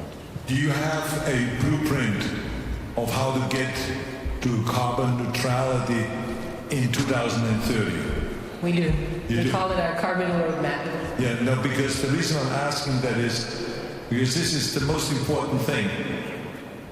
We in California, the reason why we have been successful, and I think the most successful state in the union, is because we have the Air Resources Board that creates a blueprint or a scoping plan, what they call, that where we can figure out exactly what we need to do month by month and year by year to get there, to meet this goal. So any country that makes a promise and does not show, or is not able to show, at least within a year, a blueprint or a scoping plan on how to get there, I think they're fooling you. They're not really honest, and they're not really straightforward. So this is why I'm saying that's why I wanted to ask you and test you, does Apple really have a blueprint? And you said yes, it does. Then you get there. Because if I wouldn't have had a blueprint on how to get to be Mr. Universe, I wouldn't have gone there. You cannot just go to the gym and start working out on different body parts, but without having a goal. I've mapped out how many sets of exercises I have to do, how many reps I need to do, what exercises, what machines I have to use. I had to really write down everything specifically. That's how you get there. And this is, I think, the important thing also for every country that promises they're going to be carbon neutral by the year 2040 or whatever. Let me see that blueprint. Let me see that scoping plan. How are you going to get there? And you're not always going to make that blueprint, may I remind you. Then you're scrambling, which we've done this in California, where we said, oh my God, we're falling behind with renewables. And so then we go and we do some extra work and get everyone together and says, we got to make up for that. We lost a little time here. But you know where you are. You're not going to go to 2040 and say, guys, I think we overpromised and underdelivered, because then it's too late. We got to go and get real now. That's the most important thing. So I think that's what it is, right? Yeah, leadership is about plotting the path forward. I agree, measuring. And now I want to speak to the engineers and the scientists in the audience, like me, who are going to need some innovation along the way. I mean, that's why I love being at Apple. It's a company based on the idea that what we have today is not what we're going to have next year. And so, of course, there can be times when you're not sure all the steps that will get there, but you can say our innovations must also be on the path to carbon reduction, not in the other direction. Right. There's one other thing before we leave that I want you to kind of clarify or maybe explain. There's a new word that came up in the environmental movement. This is environmental justice. It's kind of a thing that is being used more and more now in California and also in the whole United States. And maybe you can explain a little bit about, why is there such a thing, an alarm about environmental justice or injustice right now, and how do we straighten that out and how do we get rid of this problem? Yeah, absolutely. I grew up in New Orleans, which was devastated by a major hurricane. The house I grew up in is no longer there. We have the Honorable and esteemed President of Seychelles here with us. There are parts of this world that are in grave danger of not being able to exist if we don't change what we do in terms of the amount of pollution that we all of us, allow to be emitted in our names for the products we buy or the places we live or the transportation we use. And so I love and I've always felt that at the heart of environmental protection is people. You mentioned it in your opening, people demanding something different. We're also saying that the people most at risk, the people who oftentimes are on the receiving end of pollution, have to be at the table with a voice and have to be part of the solution. Let's grow the businesses in clean energy that include people who have historically not had a chance to be those entrepreneurs. And so at Apple we have this idea of an accelerator for businesses in communities around the world that have mostly been impacted by climate change. How about making some money from the solution to climate change? So it's actually, I want to thank you for your leadership. You did that when you were governor. You continue to bring it up, and it's part of our moral obligation, I think, in this world, is to make sure we're all part of the green future we're building. Well, thank you very much for enlightening us here. Thank you very much for being in Vienna. And, do you want me to teach you some German? A little. Maybe my son can help. Ich liebe Österreich. Österreich. Thank you very much. Thank you.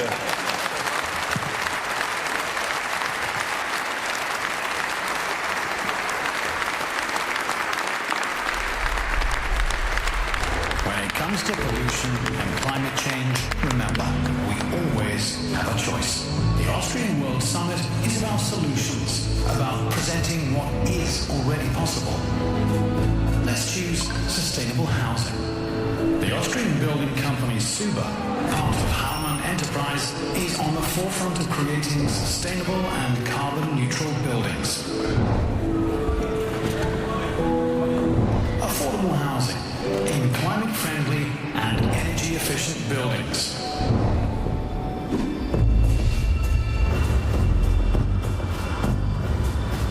Let's choose For Forest, the voice for trees. It all began with a drawing. Now, For Forest once again is starting an exciting project. The For Forest Innovation Park, a new home for green technologies.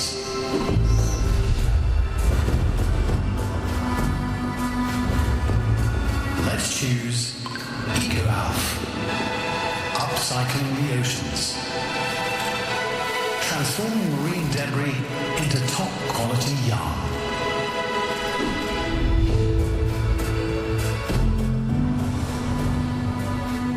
Let's choose Soulmate. The photovoltaic system for the balcony.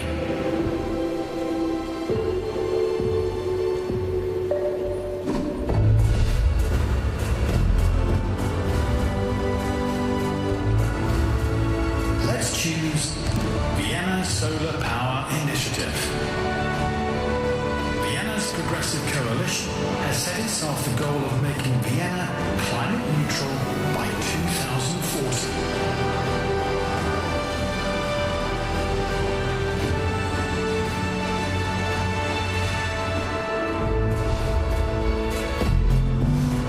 Attracting attention and creating solutions to challenge the climate crisis. Climate Action Stories, the power of the right choice.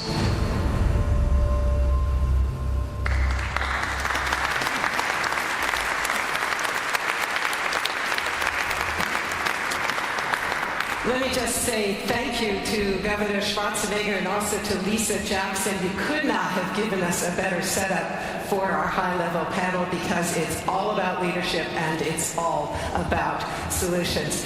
And ladies and gentlemen, those inspiring projects and climate action stories that we saw in the film, they definitely are making a difference. And yet, we have to move faster. And the fact is, we can move faster. The technology that we need, much of it is there. It's proven.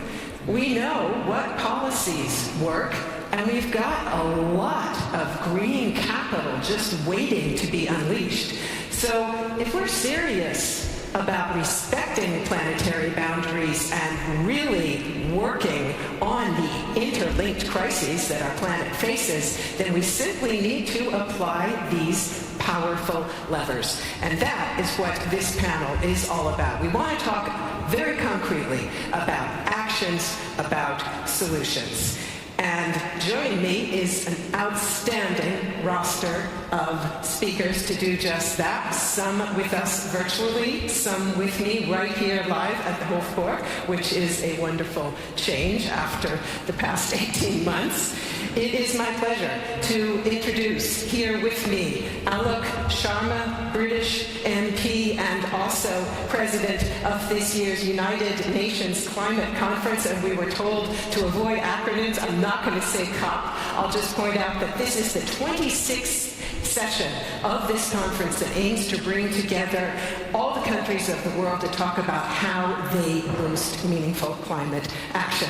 Great that you can join us here live at the Hofburg. Also with us is the president of Latvia, Egils Levits. Wonderful that you can be with here as well. Thank you so much for coming. And I'm very pleased to introduce also President Valdo Ramkalawan of the Seychelles. So grateful that you could make this journey. And to all of our virtual speakers, a very warm welcome as well. I will introduce you one by one shortly. I think your faces are undoubtedly familiar to just about everybody in the audience. But I'd like to begin, first of all, with a very esteemed returning guest who joins us virtually this time around. She has been at the forefront of the conservation movement for decades. And she says the challenge that we face now is as urgent as it ever has been. It is a great pleasure to welcome the science pioneer, the UN messenger of peace, Jane Goodall. And dear Jane Goodall, thank you so much for joining us again. Great to have you.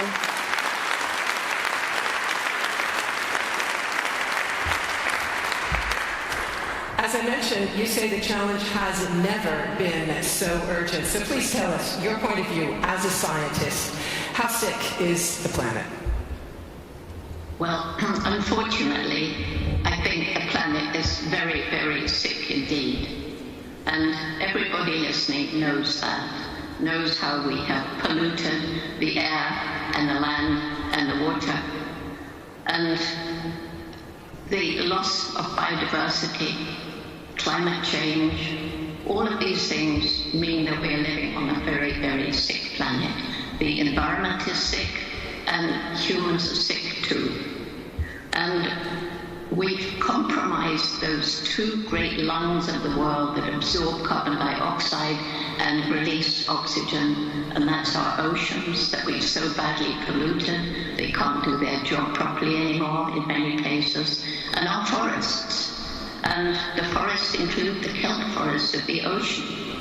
And everywhere we've been destroying forests so that we've lost an enormous amount of biodiversity as well. Because particularly the rainforests, they are great sources of rich biodiversity. And I learned when I was in the rainforests of Tanzania studying the chimpanzees how every little species has a role to play in this great tapestry of life, the biodiversity of an area. And it may seem unimportant if one small species vanishes, but maybe it was the main food source of another, which was the main food source of another, and so on. So if you see this as a tapestry, every time a species of plant or animal goes extinct, it's like pulling a thread from that tapestry. And if enough threads are pulled, the tapestry hangs in tatters and the ecosystem will collapse. And this has happened. And so we still have a window of time when we can do something about this, but the window is closing and we need to act now. Let me ask you, because this is a message you actually have been delivering for decades, this message about the fragility of the ecosystem and the fact that people, planet, and wildlife are absolutely interlinked with one another.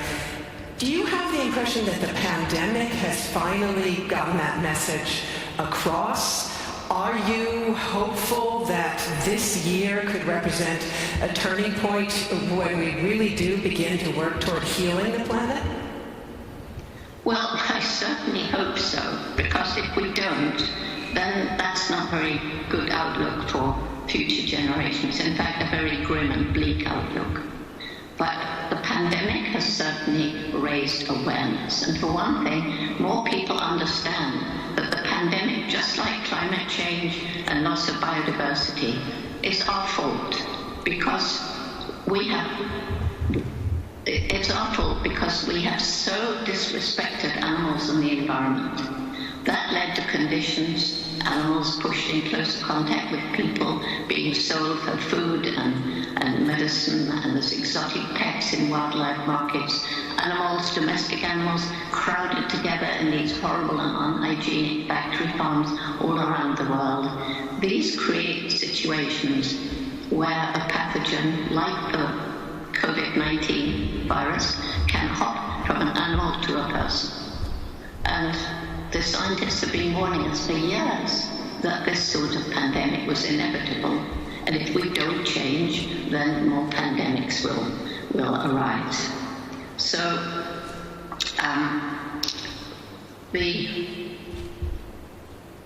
this pandemic has raised awareness of the fact that we truly do need to start finding ways of living in harmony with nature and stop disrespecting nature, because we depend, as I've said, on nature, but we depend on healthy ecosystems, and that's what we're destroying.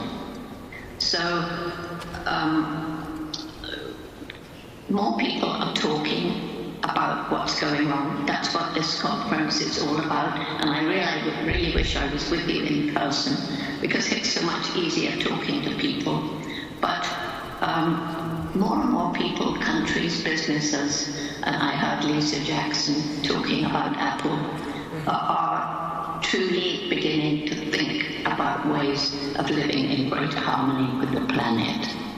And it's unfortunate that some politicians, some business leaders, can't wait to get back to business as usual.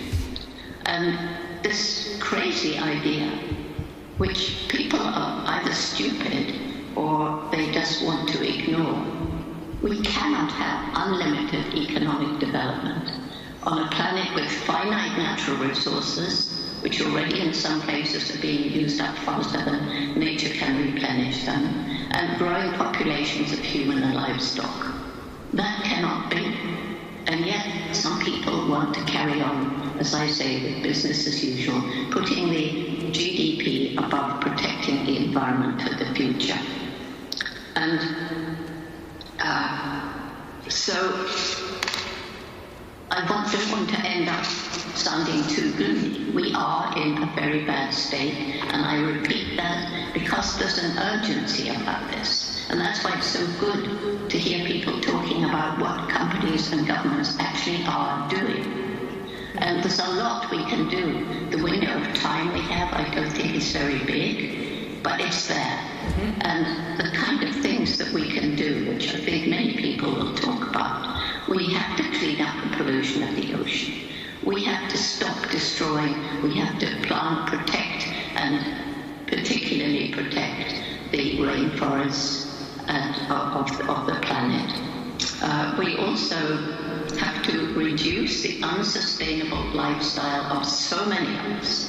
Undoubtedly, many who are at this conference or listening, like myself, we have so much more than we need. On the other hand, we've got to alleviate poverty, because when you're living somewhere out in, I'm saying Africa because I know it best, but if you're living around chimpanzee habitat, the rainforest, there's such terrible poverty, lack of good health and education. And if you're really poor, you're going to cut down the last trees of those forests, not because you don't know there'll be soil erosion and the forest will turn to woodland and then to desert, but because you want more land to grow food to feed your family, or you want to cut down the trees to make charcoal to get some money. You do it because you have to. In an urban area, you buy the cheapest products. You can't afford to ask how were they made, did they harm the environment. You just have to buy the cheapest in order to survive. And we have to close down factory farms. We have to ban the trafficking of animals to wildlife markets. We have to ban exotic pets who carry their viruses with them. We have to move away from industrial agriculture to small-scale family farming, to permaculture, to regenerative agriculture. All of these things have been talked about, and they're happening. And nature is amazingly resilient if you give her the chance. Areas we destroy can be brought back, and nature can flourish again. Animals on the brink of extinction can be given another chance.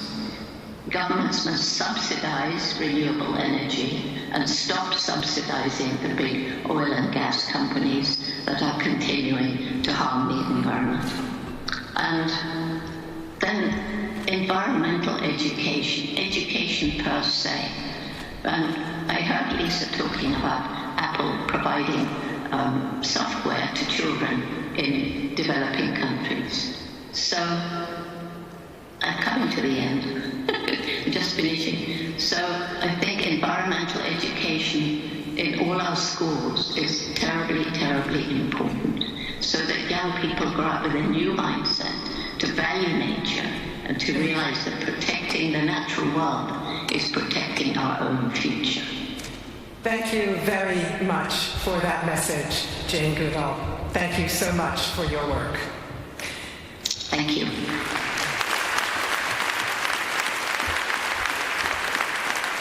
Ladies and gentlemen, we have climate stories not only for all who are with us here live at the conference, but also for all of our virtual guests. So you will see these vases slowly filling up with our green scrolls, and obviously Jane Goodall's climate story will have been a long one, as will that of the man seated next to me, Alok Sharma, responsible for getting to yes at the COP26 in less than 5 months from now. Jane Goodall just mentioned that the window for climate action for the planet is limited. Certainly the window for action on the COP is limited as well. Many scientists saying we have till the end of this decade to really get things turned around. So what's your take, looking at that deadline for November? Do you see signs that this Conference of the Parties can really set the stage for a hard break from business as usual? Well, thank you very much. Can I just say that everyone here knows this, but in Paris at COP21, the UN Climate Conference, the world leaders came together and they said we would do everything we could to limit global temperature rises to less than 2 degrees, close to 1.5 degrees. And I sincerely believe that Glasgow, where COP26 is going to be held, is our last best hope of keeping 1.5 alive. And then we've had this pandemic, we've delayed the conference by a year, but climate change hasn't taken time off. Last year was the hottest year on record. The last decade was the hottest on record. And so we need to take action now. Now, I am hopeful because we have seen some moves. There's a lot of hard work to be done on the way to COP, but we now have countries representing 70% of the world economy which have committed to go to net zero carbon neutrality by the middle of the century. We've got all of the G7 countries signed up to ambitious targets to cut emissions by 2030. In Austria, of course, you're talking about carbon neutrality in 2040. So danke Österreich. And as the governor said, ich liebe Österreich auch.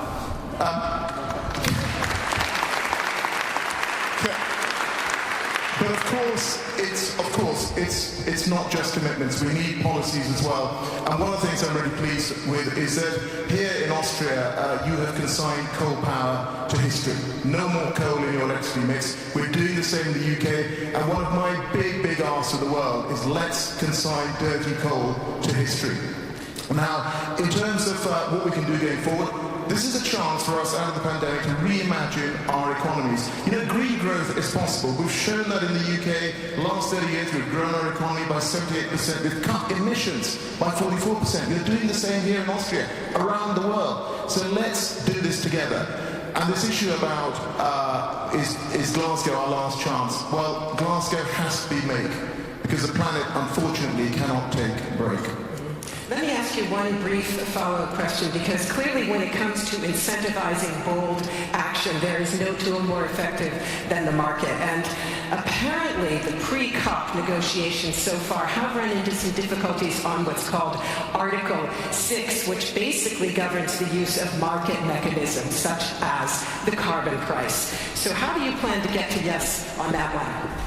Well, there's a number of issues that obviously we need to resolve on the road to a COP. One of them is finance, and Arnold talked about the fact that we need the developed countries to step up and provide financing to support developing countries. You know, climate change doesn't respect borders. What's happening in one part of the world affects us all, so we need to support the developing economies. When it comes to Article 6, I agree that this is something we've been talking about for 6 years. What we need now is compromise. We need to move away from countries just restating their position again and again. So I've asked two ministers. I've asked the minister from Singapore, Minister Fu. I've asked the Norwegian minister, Minister Rockvarten, to sit down and talk to countries and ministers individually.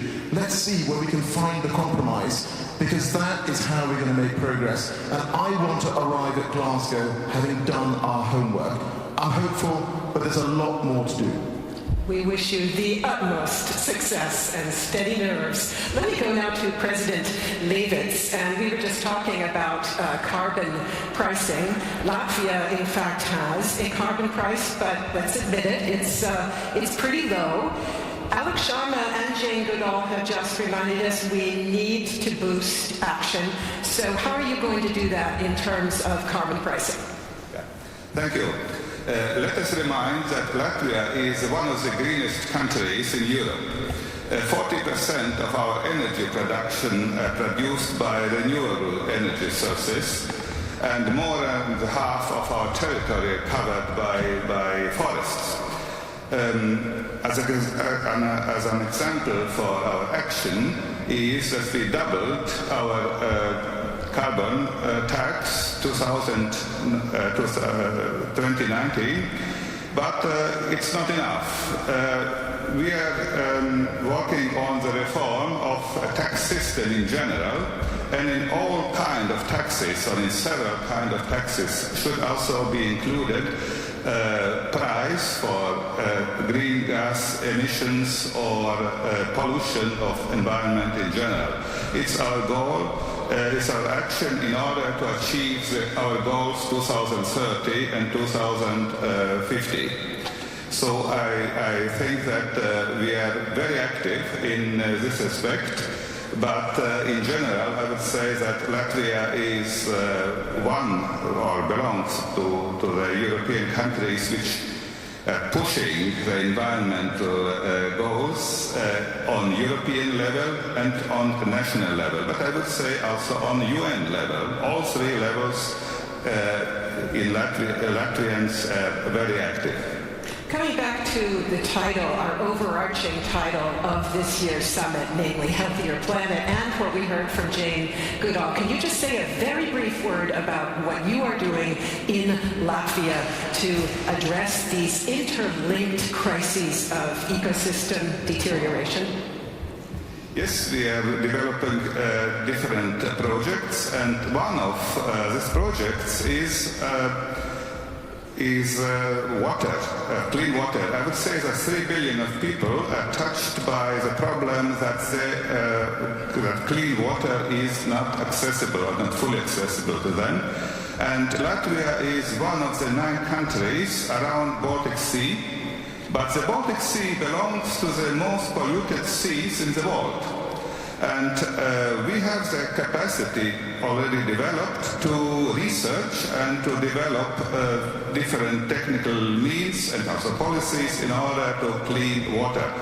For example, in Baltic Sea, but it could be useful also around the world. Also, this is our mission, I would say, as a part of our goals 2030-2050. Because we have already this capacity, we will develop a legal environment in order to invite researchers and scientists from overall of the world come to Latvia and to search and to develop solutions. And then, of course, it's our contribution to achieve these goals. Thank you very much. And I'll go right over here to President Ramkalawan.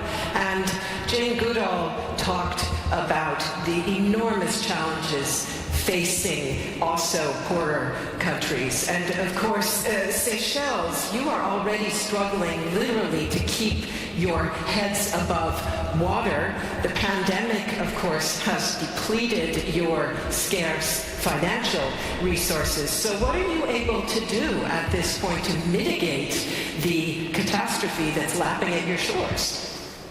Thank you very much. We're on the receiving end. And I'm basically making a plea to the developed countries, because all the expressions that we use as far as the environment is concerned, when we're talking of rising sea level, when we're talking of coastal erosion, we're talking of what's happening to the corals, this is basically as a result of industrial development. And Seychelles, poor little Seychelles, with 100,000 people, with no great industrial development, when your glaciers melt, we suffer the consequences. We're an archipelago of 115 islands, and every day we see that our islands are slowly being eroded away. So we will soon not be an archipelago of 115 islands, but of very few islands. So basically our plea is, help us as far as the financing is concerned. When we're talking of rock armoring our beautiful beaches that lie at the center of our economy, without the beautiful beaches, Europeans would not be flying down to the Seychelles. The sea, sand, and sun concept would not be there. So basically we're saying there's got to be justice. There's got to be one sister country helping others, organizations helping those that are taking the brunt of climate change, of the pollution. And I'll just give you an example.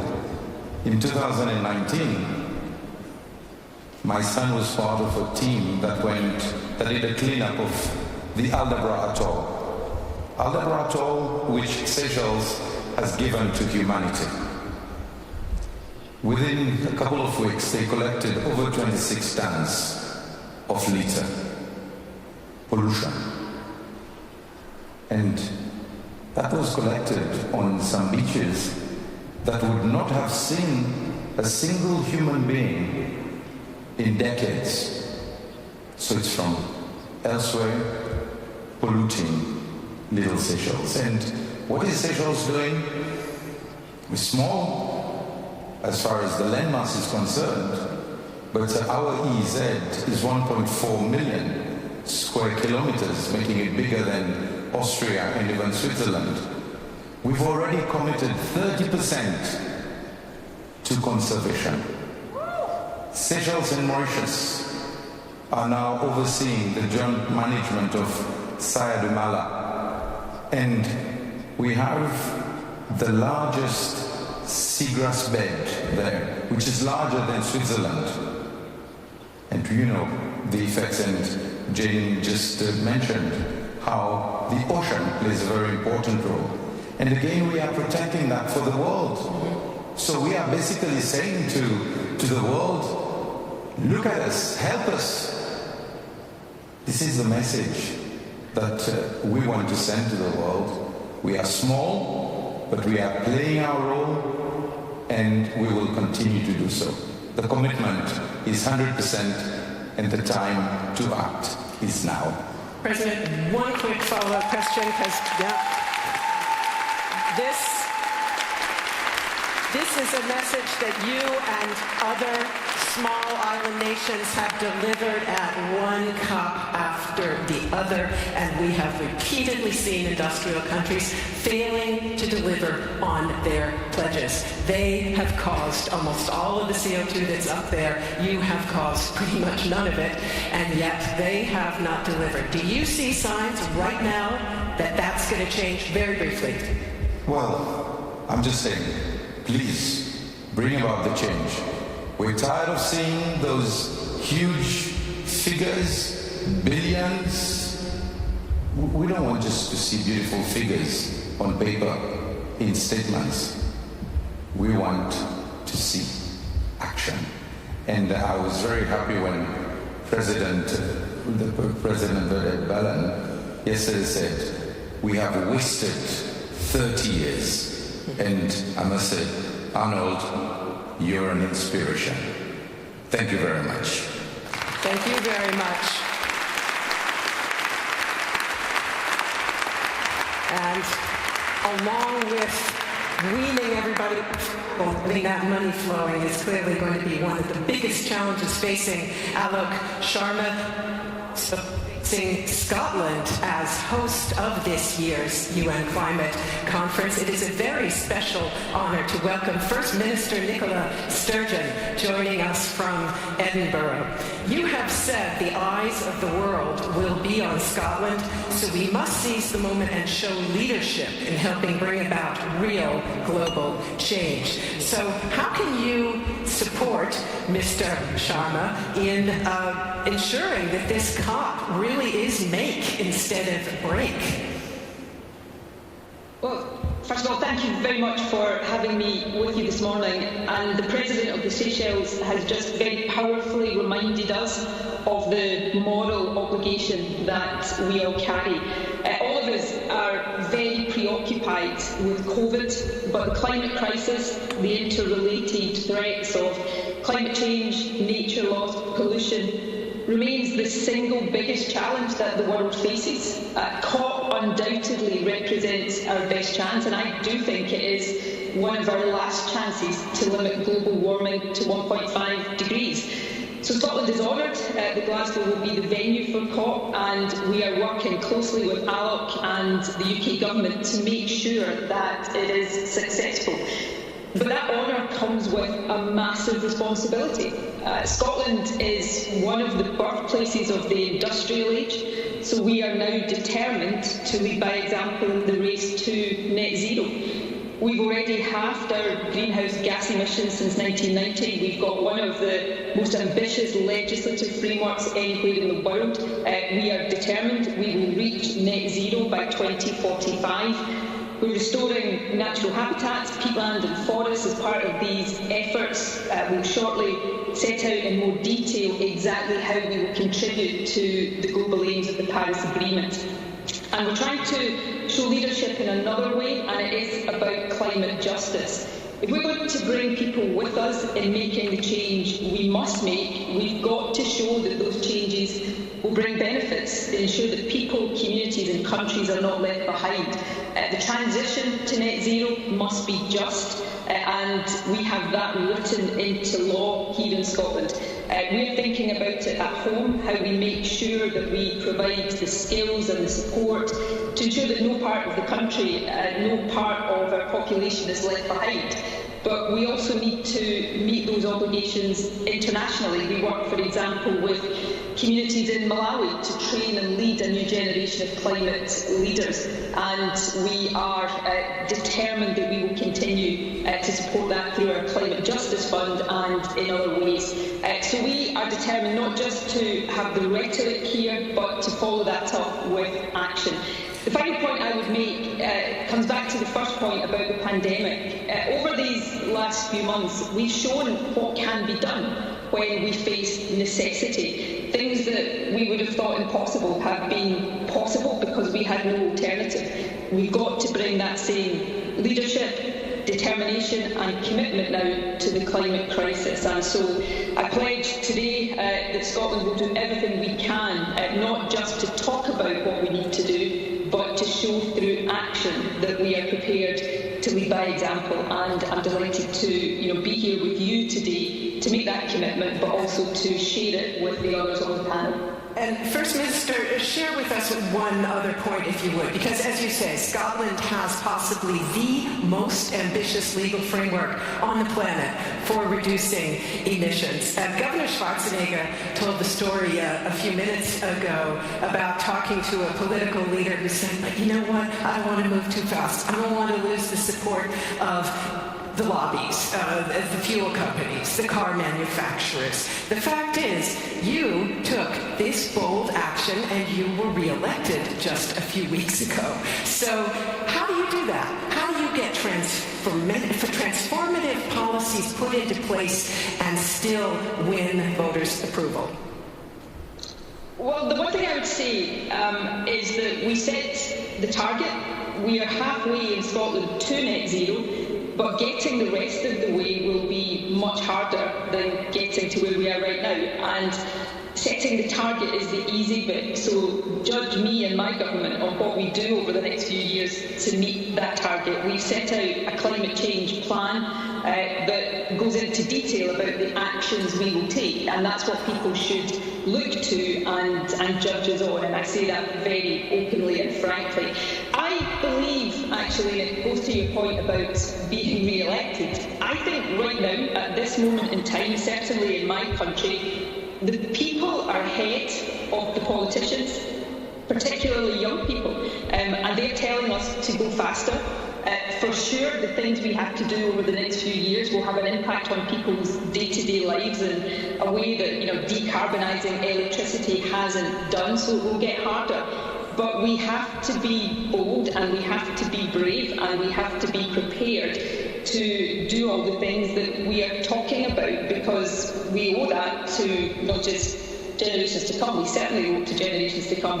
We owe it to the generation right now growing up in our countries to leave the planet in better shape for them. So I believe that it is possible to do this. I think it takes bravery, but I think increasingly we will show that the political price that leaders will pay is not by being bold on climate action.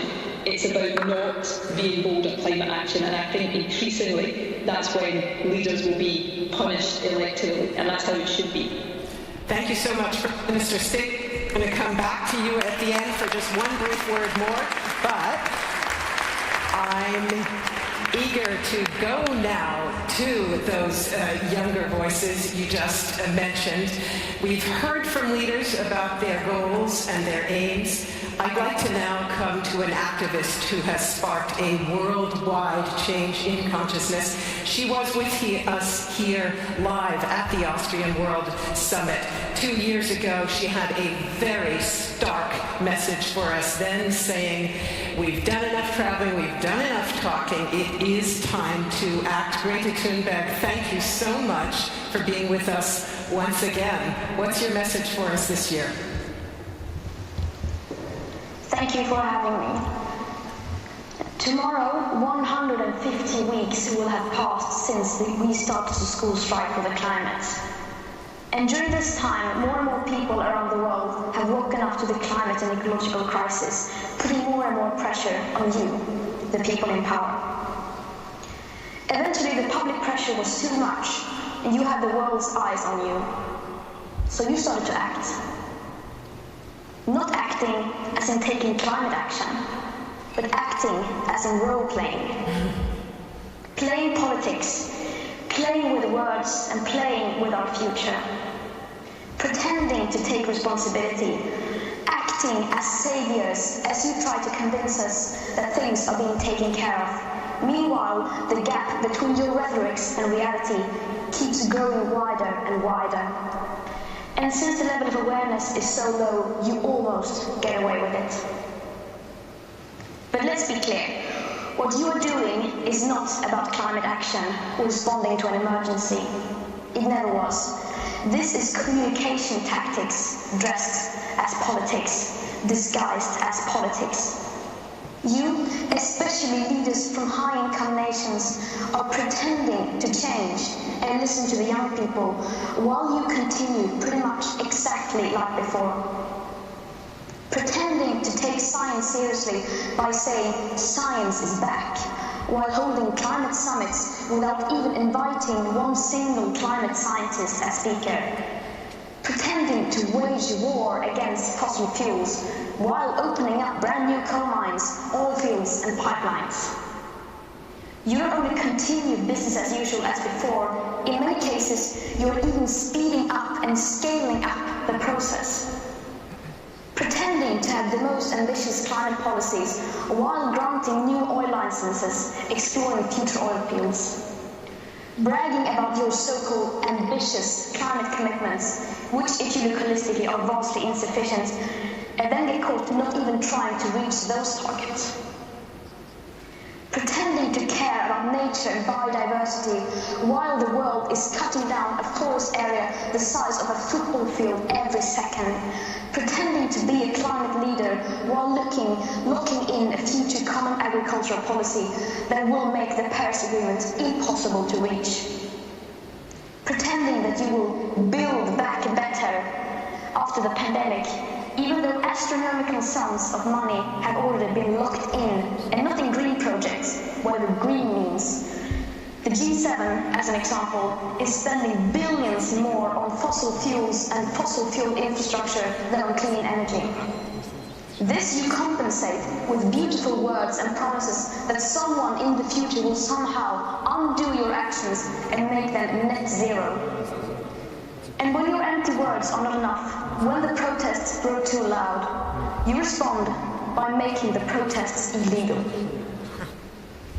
Of course, we welcome all efforts to safeguard future and present living conditions, and these distant net zero emissions targets could be a great start, if they weren't full of gaps and loopholes, like leaving out emissions from imported goods, international aviation and shipping, as well as the burning of biomass, using baseline manipulation, excluding most feedback loops and tipping points, ignoring the crucial aspect of equity and historic emissions, as well as making these targets completely relying on fantasy scale, currently barely existing negative emission technologies.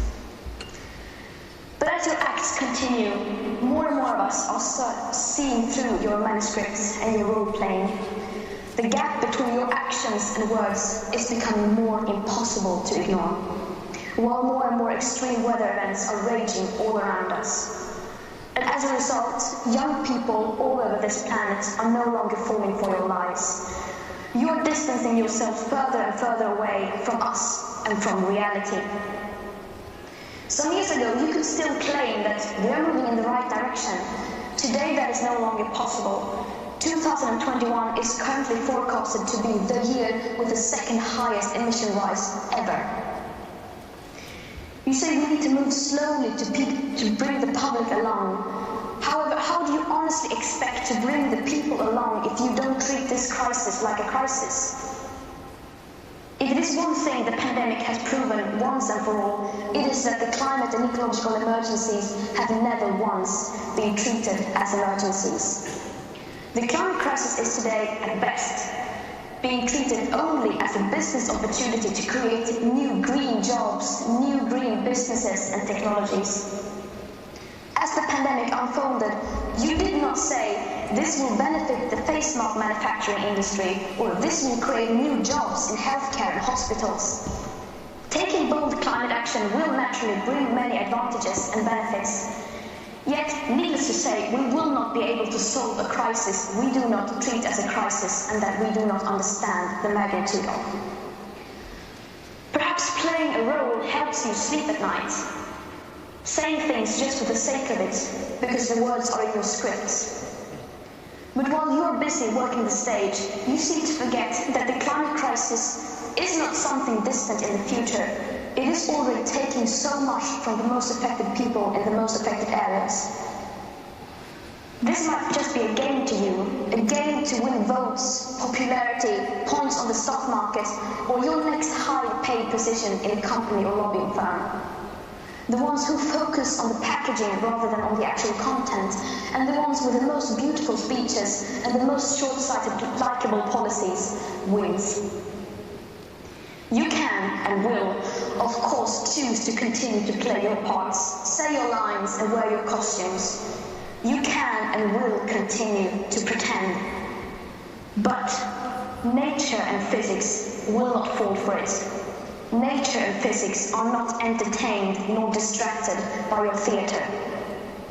The audience has grown wary. The show is over. Thank you.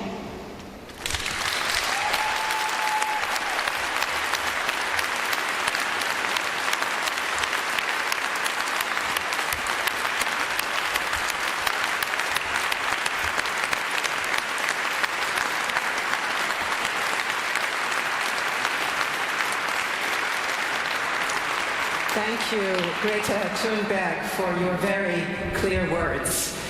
The movement that Greta Thunberg has helped set in motion has spurred civil society worldwide. Our next guest is an activist from the US who has become the inspirational voice for many young Americans. She's executive director of the Sunrise Movement, Varshini Parakh. Welcome, Varshini. Tell us your take on what we just heard from Greta. Hi, everyone. Thank you so much for having me. Hi, Greta. I hope you're healthy and well. It's good to see you. And thank you for your extremely powerful and poignant words. I think you could have said everything I wanted to and better. And so I want to take this opportunity to really hone in on the responsibility of the United States at this moment. Hundreds of young people with Sunrise, including myself, were out protesting for hours in front of the White House this past Monday during a heat wave because the action taken by the United States does not go far enough. As the President of Seychelles mentioned, the US and other so-called developed nations shoulder historic responsibility for the emissions contributing to the climate crisis. We have immeasurable resources to support other nations to transition towards greener, more just economies. And I wish I had better news, but truthfully, the current plans for investments to stop the climate crisis fall extremely short of what we need and what must be done to be in solidarity with the global south. And so the current legislation the US is considering would invest 1/3 as much as Biden's campaign promises in trains, in public transportation, and electric vehicles. The clean energy investments in the current plans are 1/6 what was pledged on the campaign trail.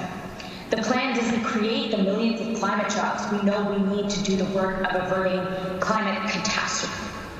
And experts are saying if the current legislation on the table were passed, it may even take us backwards on climate and lock us into decades more of fossil fuel reliance.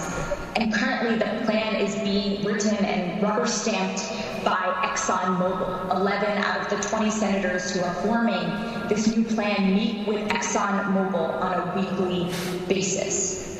And so for the last 50 years, Exxon scientists and fossil fuel executives already knew that if we burned too much oil too fast, the planet could heat up dangerously.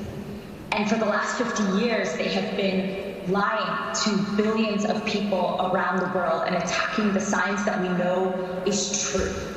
And now, in this moment, Exxon is manipulating the negotiations and the legislation as a cover-up to strip clean energy investments out of the legislation. And so this isn't politics, it's pure science, and the evidence is in front of us that where we are right now is not enough. We just faced one of the worst heat waves in the Northwest and the West and in Canada, where hundreds of people died. The sidewalks are quite literally melting. People are being hospitalized, and this is climate change at 1 degree Celsius of warning. It is life and death at the most basic level, and we need the US government to act like it. And I believe we can do it. I believe that I have seen in American history the capacity to engage with some of the greatest existential threats in human history and mobilize economically and socially to solve these challenges, whether it's World War II or the Great Depression. But we desperately need the political will behind that level of mobilization. And I think grassroots pressure, like the way that Greta is doing it, like Sunrise and so many other millions of young people around the world, is one of the key ways to influence that political will. Just the briefest of follow-up questions, if I may, on that point, because we keep hearing the U.S. is back in terms of the Biden administration and leadership from the top. But with U.S. politics as polarized as they are, it's impossible to say where we could be 2 to 4 years from now. But what about leadership from the grassroots level? Do you see a sea change going on there that makes you believe the U.S. is back no matter who is in the White House? Absolutely. I mean, something has changed in the last 2 to 3 years, in the last decade, that can never be reversed. Millions of young people are waking up. There are teenagers who are leading this fight forward and who are committed, who know the science, who understand the politics, but more than anything, understand the desperate need to protect humanity, animals, our planet for future generations, and understand the threat that we are under, and in fact are taking responsibility for stewarding this planet in this moment. They aren't waiting for the adults in the room to take action. Thank you very much for that message, Varshini Praksh. And let's give Varshini a warm round of applause.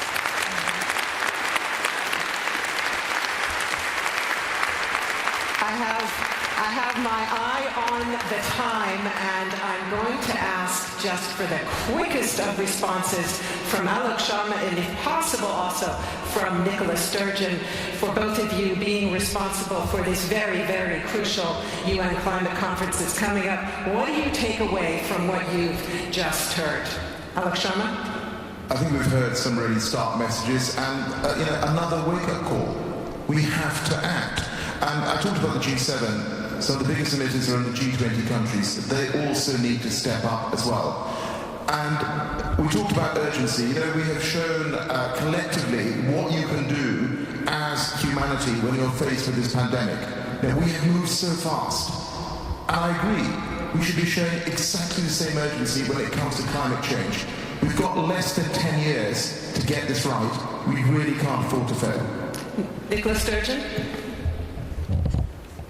I take from what we just heard is that actions count, not rhetoric. And people like me are not going to convince Greta or young people across the world through our words. We're only going to convince them through the things that we do. And that's the obligation I take very seriously. It's not a role, it's not a pretense, but it is action that will prove that. Our targets are really tough. One of the things Greta mentioned was the inclusion, or in most countries, targets the exclusion of aviation and shipping. These things are included in Scotland's targets, so we're trying to make sure that we're setting the goal and then being clear about how we meet that goal. But I'll end where I started. I could sit here and talk for hours. That's not going to convince anybody. We need to act, and that's the duty that people like me all across the world have, and it is one I'm determined to live up to. Thank you very much, Nicola Sturgeon, for those last words to a very reflective and I hope energizing high-level panel. Many thanks to all of you for being with us here today.